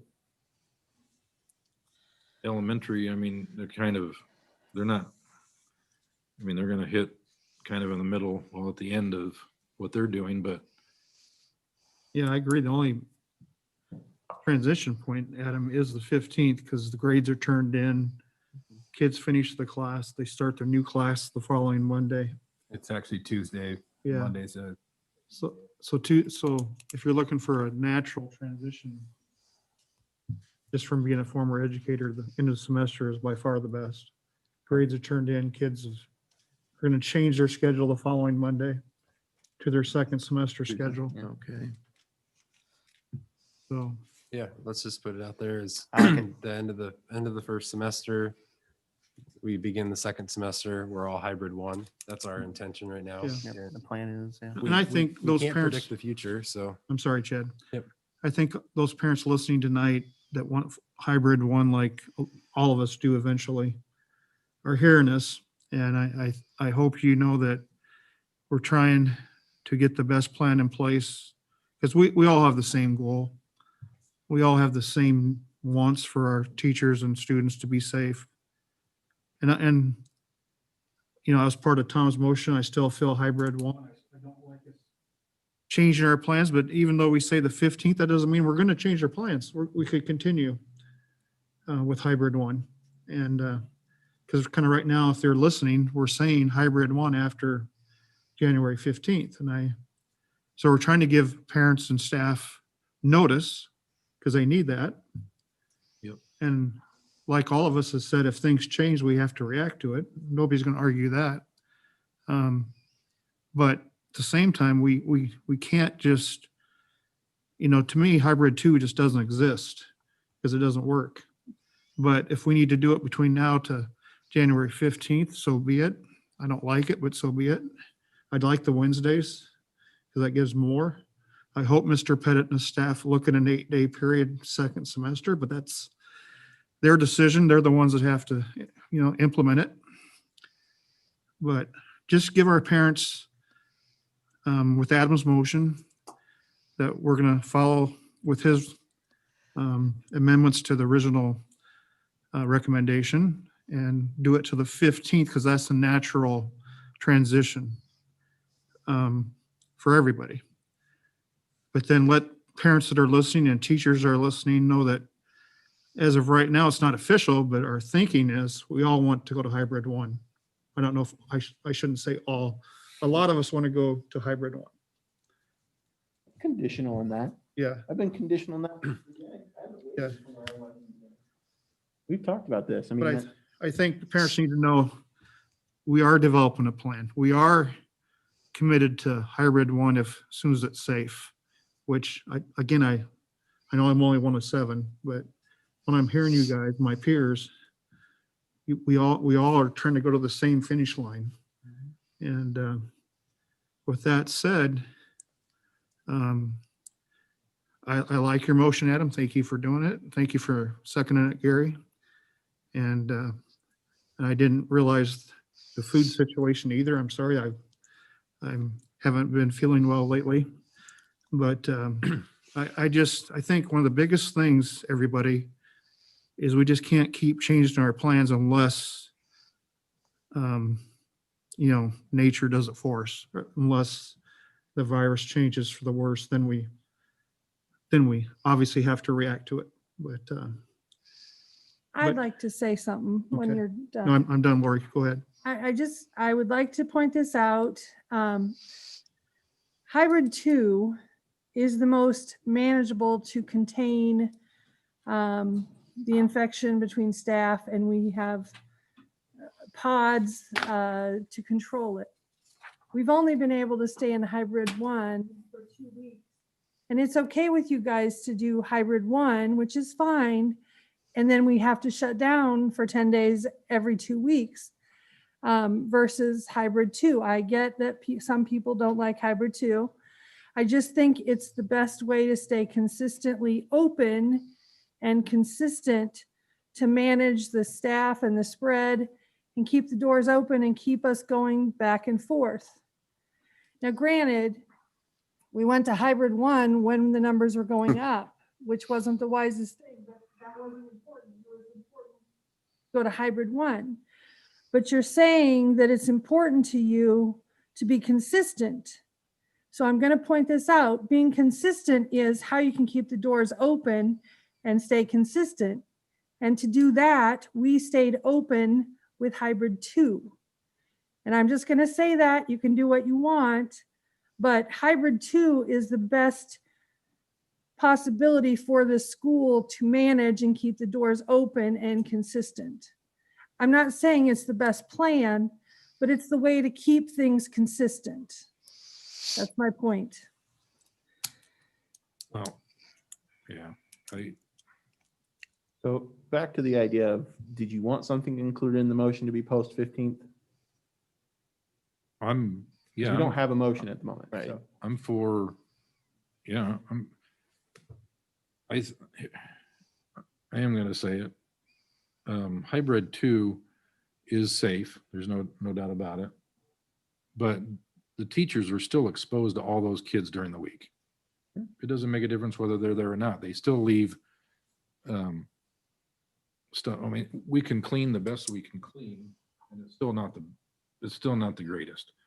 So just because it's Monday and Tuesday, or Monday, I don't even remember the A/B schedule now, but Monday, Thursday. Monday, Thursday. So Monday you have this group, and then Tuesday this other group comes in, and that teacher's already been exposed to them. So it's safe as far as feeling safe because you can social distance, but exposure for the teachers is still there. I agree with you in terms of PK through 5, because there's more physical interaction that occurs with your students there, and that's just part of the gig. I know it kills a lot of our teachers that they can't hug their kids when they come in, or so on and so forth.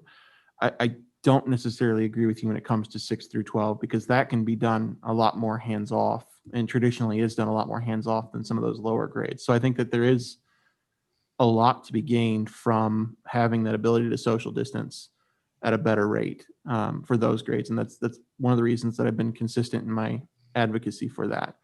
I agree with you though, in terms of K through 5, there's a lot more hands-on that occurs there. So that's, one of the reasons that I think that this is our motion. So, but do you guys want something that carries through the 15th, or you just want us to get us to the 15th at this point in time? No, I'd like to see. Yeah, I'd like to see hybrid 1 after. Okay, so you want the motion to include The that? commitment that our goal, if we say that's our goal, we have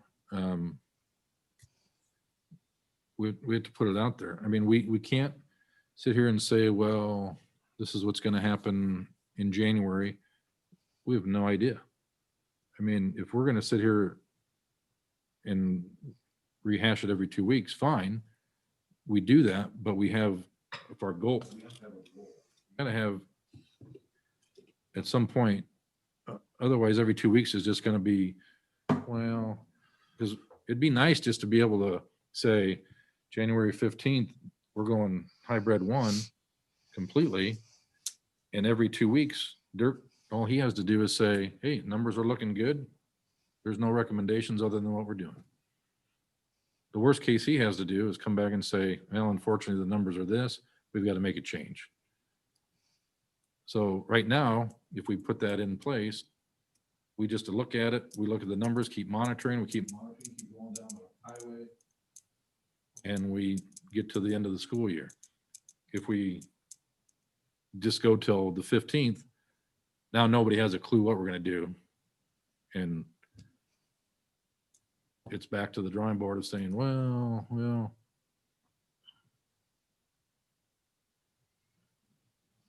So yes, you want that included. Yeah, I think it's I good. do, yeah. Okay. I think it's good to communicate our intentions. And I think we all are open to the idea that we're going over winter break and there's lots of predictions like there were with Thanksgiving that there's going to be a spike on or surge on top of a surge. So that's our intention. That's our plan. We have to have a plan.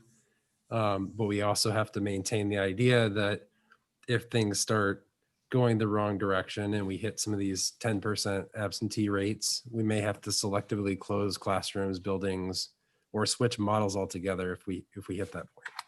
I think it's good to communicate a direction. So just so before I make a motion, just so I have the right framing for it, so that we've got something we can vote on.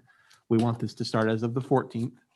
We want the system that starts on the 14th to last to the 15th. And then after the 15th, starting on the 19th, which would be the Tuesday following the start of semester 2, or second semester, we want K through or PK through 12 to be engineered towards hybrid 1. Yes? That's what you're asking for? Mhm. Okay. Are you okay if I leave out the caveat on finding the additional methodologies such as the Wednesday because we're only doing this for the last of the semester, or do you want to try? Yeah, I'd still like to include that because it's more Okay. class time for the upper levels. And administration can support it. So that's, I want to meet them somewhere in the middle and Keep it vague so they have flexibility. Okay. One thing we haven't talked about, and if we want to extend it further than the January 15th, another good break would be at spring break, that we take it till March 10th. And we have a week to, if on our board meeting before spring break, decide to make a change, we'd have transition. I don't want people to miss their spring breaks, but it would just be it'd be better than a weekend as far as time. Just an idea. I'm not saying we have to go with it.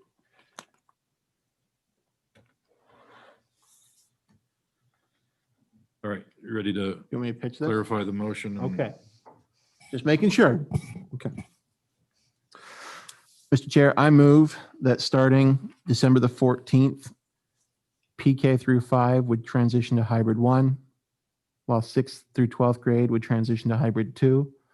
And this would extend through winter break to the end of the semester, following which the starting of second semester would transition to PK through 12 at hybrid 1.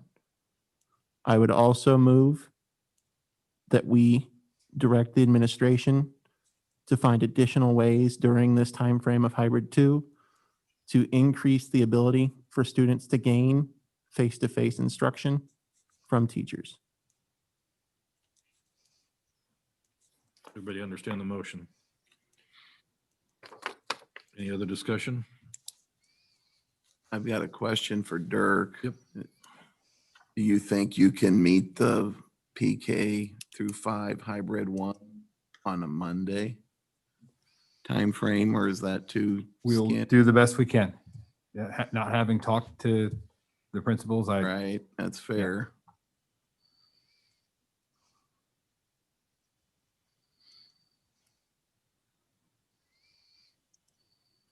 We did give them a day a work day.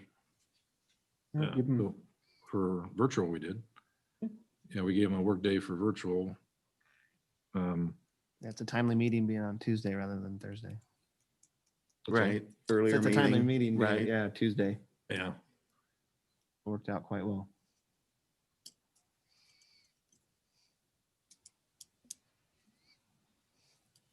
Any other questions? All right, let's, Mr. Chair, there hasn't been a second it yet. oh, okay, I'm sorry. Somebody's looking at me.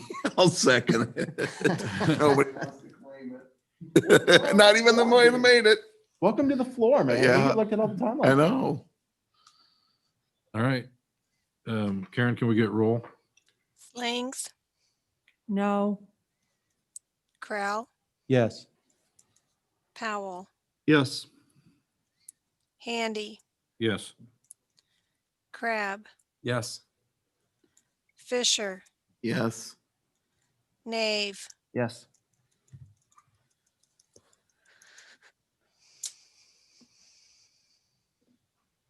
Okay, that motion carries. All right, that concludes our old and new business. We will move on to section 3, topics for discussion. We have superintendent's report. You bet. I've got the first two things here, and I'll be brief. Good news pieces from the short time since our last meeting. Good news, sad news, I guess. Our football team competed in the state championship game the day after our last meeting. Had a great season, finished up runner-up. Doesn't mean we think any less of them. It was a fantastic year, and looking forward to the next one. I don't know if I should say this is good news or not. It's just news. But the NAEP tests, the National Tests of Educational Progress, have been canceled for this year due to the virus. We had Willowbrook as our only building that was picked randomly to be tested there. So they're off the hook for this year. Wanted to share this, and Jeannie Christensen will be putting out a lot more information on this, but I think this is pretty cool. The Warm Kids, Warm Hearts program, which was coordinated by the Altoona PTA, was able to pull together through donations from lots of different people. I'm not even going to name individual sources because I'll forget somebody and feel too bad. But over 1,000 winter items were donated for 300 Southeast Polk students that needed those winter items. And that included things like coats, snow pants, boots, hats, gloves, headbands, scarves, things like that. It's just awesome. So that's off, and look for more information coming from Jeannie on that. The Rhythmettes performed in a very different format state championship for their competition. Had 2 first place and a second. So same old thing from the Rhythmettes. And again, it never gets old, and something that we're very proud of. You know, Jason's sitting here, and he can probably update me when I pick it up. I think I can say safely that we have over 400 hotspots or technology pieces out there for families as we're in this remote. Does that still hold? Over 500. Over 500 now. Okay. So the work that they have been doing is just unbelievable. And I know that we have a lot of families out there that are very thankful to be able to have that and help with their kids with their learning as we're in the remote right now. Again, just a few of the normal meetings there. Probably the biggest ones Brett mentioned over the last week here were the steering committee meetings for both the multipurpose stadium and the 6th and 7th grade building. Things feel like they're moving at a snail's pace, and then all of a sudden there's big jumps and things continue to move, and we'll all live this now for the next 5 years, but it's exciting, and these are exciting times. With that, I'll open it to questions that you might have. Do we have any, and this is probably for Jason, do we have any more, waiting on any more sets of hotspots to come in, or does everybody that has asked for one and daycares, et cetera, have those? We currently have enough to fulfill requests. So I know our network administrator, David Morris, has reached out to everyone who's requested one, letting them know when they can stop in to pick those up. So Okay. So we have enough on hand at the Yes. moment? Okay. I will put in a plug. I have received emails from 3 different parents in the last 2 days complimenting David on his work, his help, and his friendliness. So make sure to pass that on to him.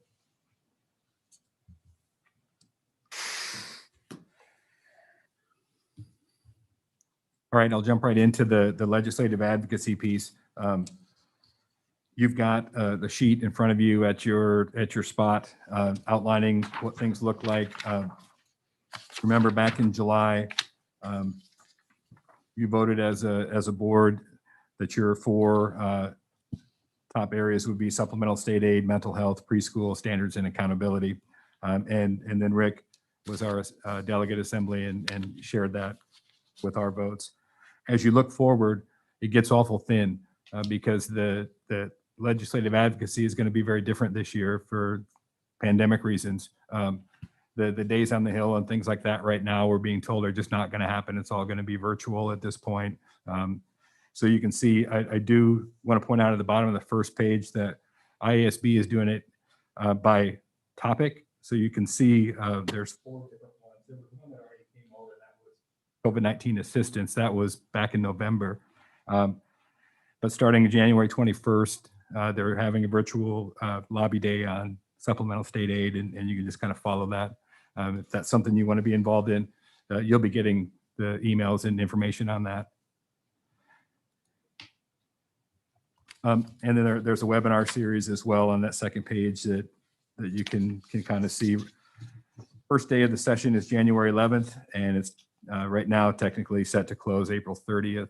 And we'll see where that goes. We do not have yet the updated slate of legislators for our district, so I didn't keep that with you. They haven't got to that yet. When you pull that up, you still see people that did not win the election. So as soon as that gets updated, I'll forward that to you so you have all of their contact information and their pictures and so on.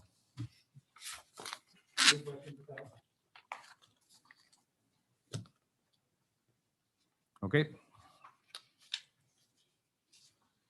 All right.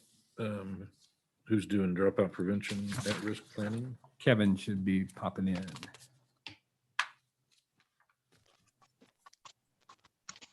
Certainly I can pop in. Dropout prevention at risk planning. This is something 2 years ago the board started approving. We must, for DE rules, we must approve the program of plans. And then coming after that will be the project budget that goes along with that. So the program plans are still the same as they have been. Harbor alternate programming, reading intervention, credit recovery, intensive counseling services, extended learning, and student safety and community relations. This is just a formality that we do for the budget for next year for dropout prevention. I was just reading here. Are we asking for any additional money on that? The budget will be developed as we move along. Okay. Dropout prevention dollars are all property tax funded. So we'll see what our needs are and work with the flexibility that we have in the tax rate. So will we have this on at the 7th meeting? Correct. Yes. We will, okay. All right. Any questions for Mr. Bacom on this? All right. Thank you. You're welcome. All right. Item D, snow days. Yeah, this is me, and I also put at your spot a sheet with just kind of some pros and cons on there. And it really wasn't meant to look so con heavy as I look at that. You don't like But- snow? No, I'm a superintendent. I'm conditioned to not like. But as we look at that for this year only, as far as things go right now, Iowa districts do have the opportunity on weather days, adverse weather days, to hold class virtually. And so I just wanted to let you guys have a little discussion or us, I guess, to talk about whether that would be something we would be interested in or not. And you can see on the pro side of things, you don't lose that day. There's no makeup days. The calendar, it's going to end on May 28th, no matter what. We go down that road. We do have technology in place. We have the systems in place because of what's happening right now. There's a cost savings. I mean, we can't not say that because you don't run the buses, so the fuel and wear and tear on the buses doesn't happen, and lunches, et cetera. On the con side, I think we just spent a lot of time talking about the fact that in-person learning is better. I have to think that learning in the spring is going to be better than learning right now. Again, I'm being optimistic there that conditions are going to improve. There is the concept that would all students take home those Chromebooks? There's the idea that you'd have multiple siblings in the same household, all needing to be online at the same time and in competing for that. Loss of a paid day for our classified staff that wouldn't be working, and therefore we don't make that up later on like we would now, where they catch up on that side. So there'd be an issue there. Would teachers have what they needed at home, or would they need to brave the elements and come into the building? And is that a safety risk? I'm not going to read them all to you, but you can see that it kind of boils down to is it worth doing that? I will say this, that one thing I don't have written on there, we have built in a buffer of a little over 4 days worth of hours. Remember, we're not days, we're hours. And I think we're 1109 and you need to be 1080. So we've got 29 hours put in there, and 6.5 hours roughly is a school day. If we used any of those hours yet this year, I know No. we haven't had any. Nope, we have not. So, I mean, that could be something. If, again, it would take board approval, because the calendar as approved every year says that we'll make up those days at the end of the year. So if we were going to excuse the hours, we would bring that here, and the board would have to approve that. Just like we'd have to approve changing where those days would be made up to. Yeah, you said we just talked about in person being better. We also just talked about how switching all the time is a challenge. And so you're asking everybody to be able to drop everything and do school from home for one day. That seems like that's a bit of a stretch right now. Hopefully at some point in the future, it's as easy as flipping back and forth. But right now, the materials, the hotspots, everything else, just people being prepared to do that at the drop of a hat, it seems like we're asking a lot. Well, and not to be nostalgic or childish here, but there's something magical about snow days. That's what I'm gonna say. The best one on here, loss of the fun of a snow day. There's something magic about, waking up to 1.5 feet of snow and no snow, and grabbing the sled and spending far too much time in the cold. Yeah, but you used So- to like wake up and like watch the ticker on the TV go. Oh, by, absolutely. waiting for your, Yeah, exactly. Yeah. Or you get those calls at 4 o'clock in the morning when Dirk's making the decision. Yeah, right. This is Southeast Polk coming to Yep. school. I haven't heard a lot of people clamoring about. I've heard some comments. Oh, well, you guys can do this instead of snow days. But I don't know. My perception is, I think our staff is exhausted to the bone. well, that is for sure. Yeah, if this You is guys, a regular year. Yeah. Yeah, I'm talking more long term, I guess. Yeah, this year, yeah, but even forward, I would be reluctant to do it. Yeah, our staff is, I get it. They're fried. We obviously have the power we've got 4 days built in. Yeah. We've got the power to look at that as we get closer to the end of the year too. 'Cause right now, knock on wood, there hasn't We've been any been snow good. forecast.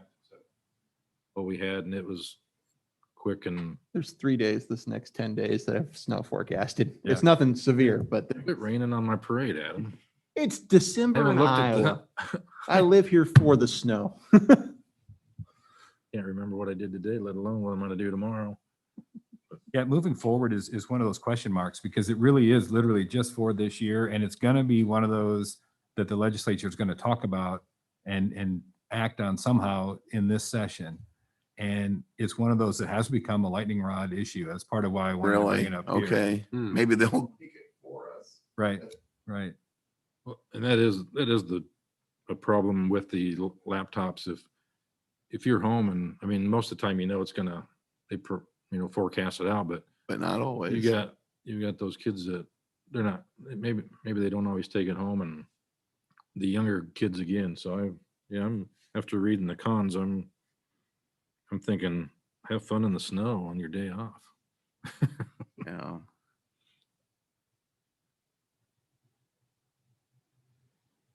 How many average snow days do we have? You know, that's a really good question. I'd have to go back in our last several years and look. I mean, usually it's one or two. Last year we had a little bit We more got than that. hammered.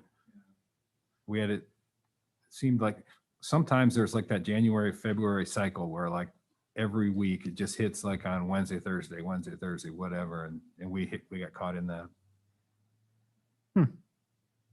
We had the polar vortex. Oh, yeah. Right. It seems like, wasn't it last year, the legislature even kind of gave everybody a reprieve so they wouldn't have to extend it. That didn't happen. All No, right. they won't, they'll never do that. I thought there was People some asked for it. adjustment. Or maybe it was talked Yeah. Yeah. Because It was Northwest talked Iowa about. had 10+ days and. about. Right. Yes. Yeah. Yep. They asked and they said, nope. Yeah, keep in mind, 2020 is not over yet. No kidding. Bite So your yeah, tongue. this is not a discussion, or I mean, a decision Voting. item. It's just for discussion. So we don't have to make these decisions. Just wanted to hear what you guys thought about it and have you think a little bit. And if you have more thoughts, please share them with me. This is something that we could even vote on later if we wanted to. Yeah, we're starting to get kind of late though for when it may happen. Right. Oh, yeah, I'm, I think in terms of this, I think because of some of the reasons we've discussed previously, I'd be in favor of not worrying about this until we are coming close to those days that we built in. You know, that 4 days. I know we work off of hours, but those 4 days that we've kind of Kind of built in. lighten your email load. No, no, I just, you know, I think if we've got the extra built in there and we know that traditionally speaking, the extra days are there because of snow days, we might as well let them serve their purpose. Well put. So,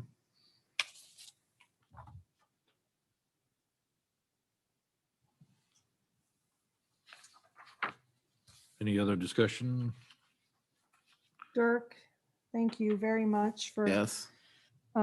all the patience in the world that you exhibit every day. And it's very much I'm not sure I appreciated. do. Huh? What'd you say? I'm not sure he does. Well, you have great patience with me. How about that? Thank you. Thank you. Thank you for all that you do every day, 7 days a week. All right. Yep. Thank you. And with that, can I get a motion for adjournment? Second? Anybody want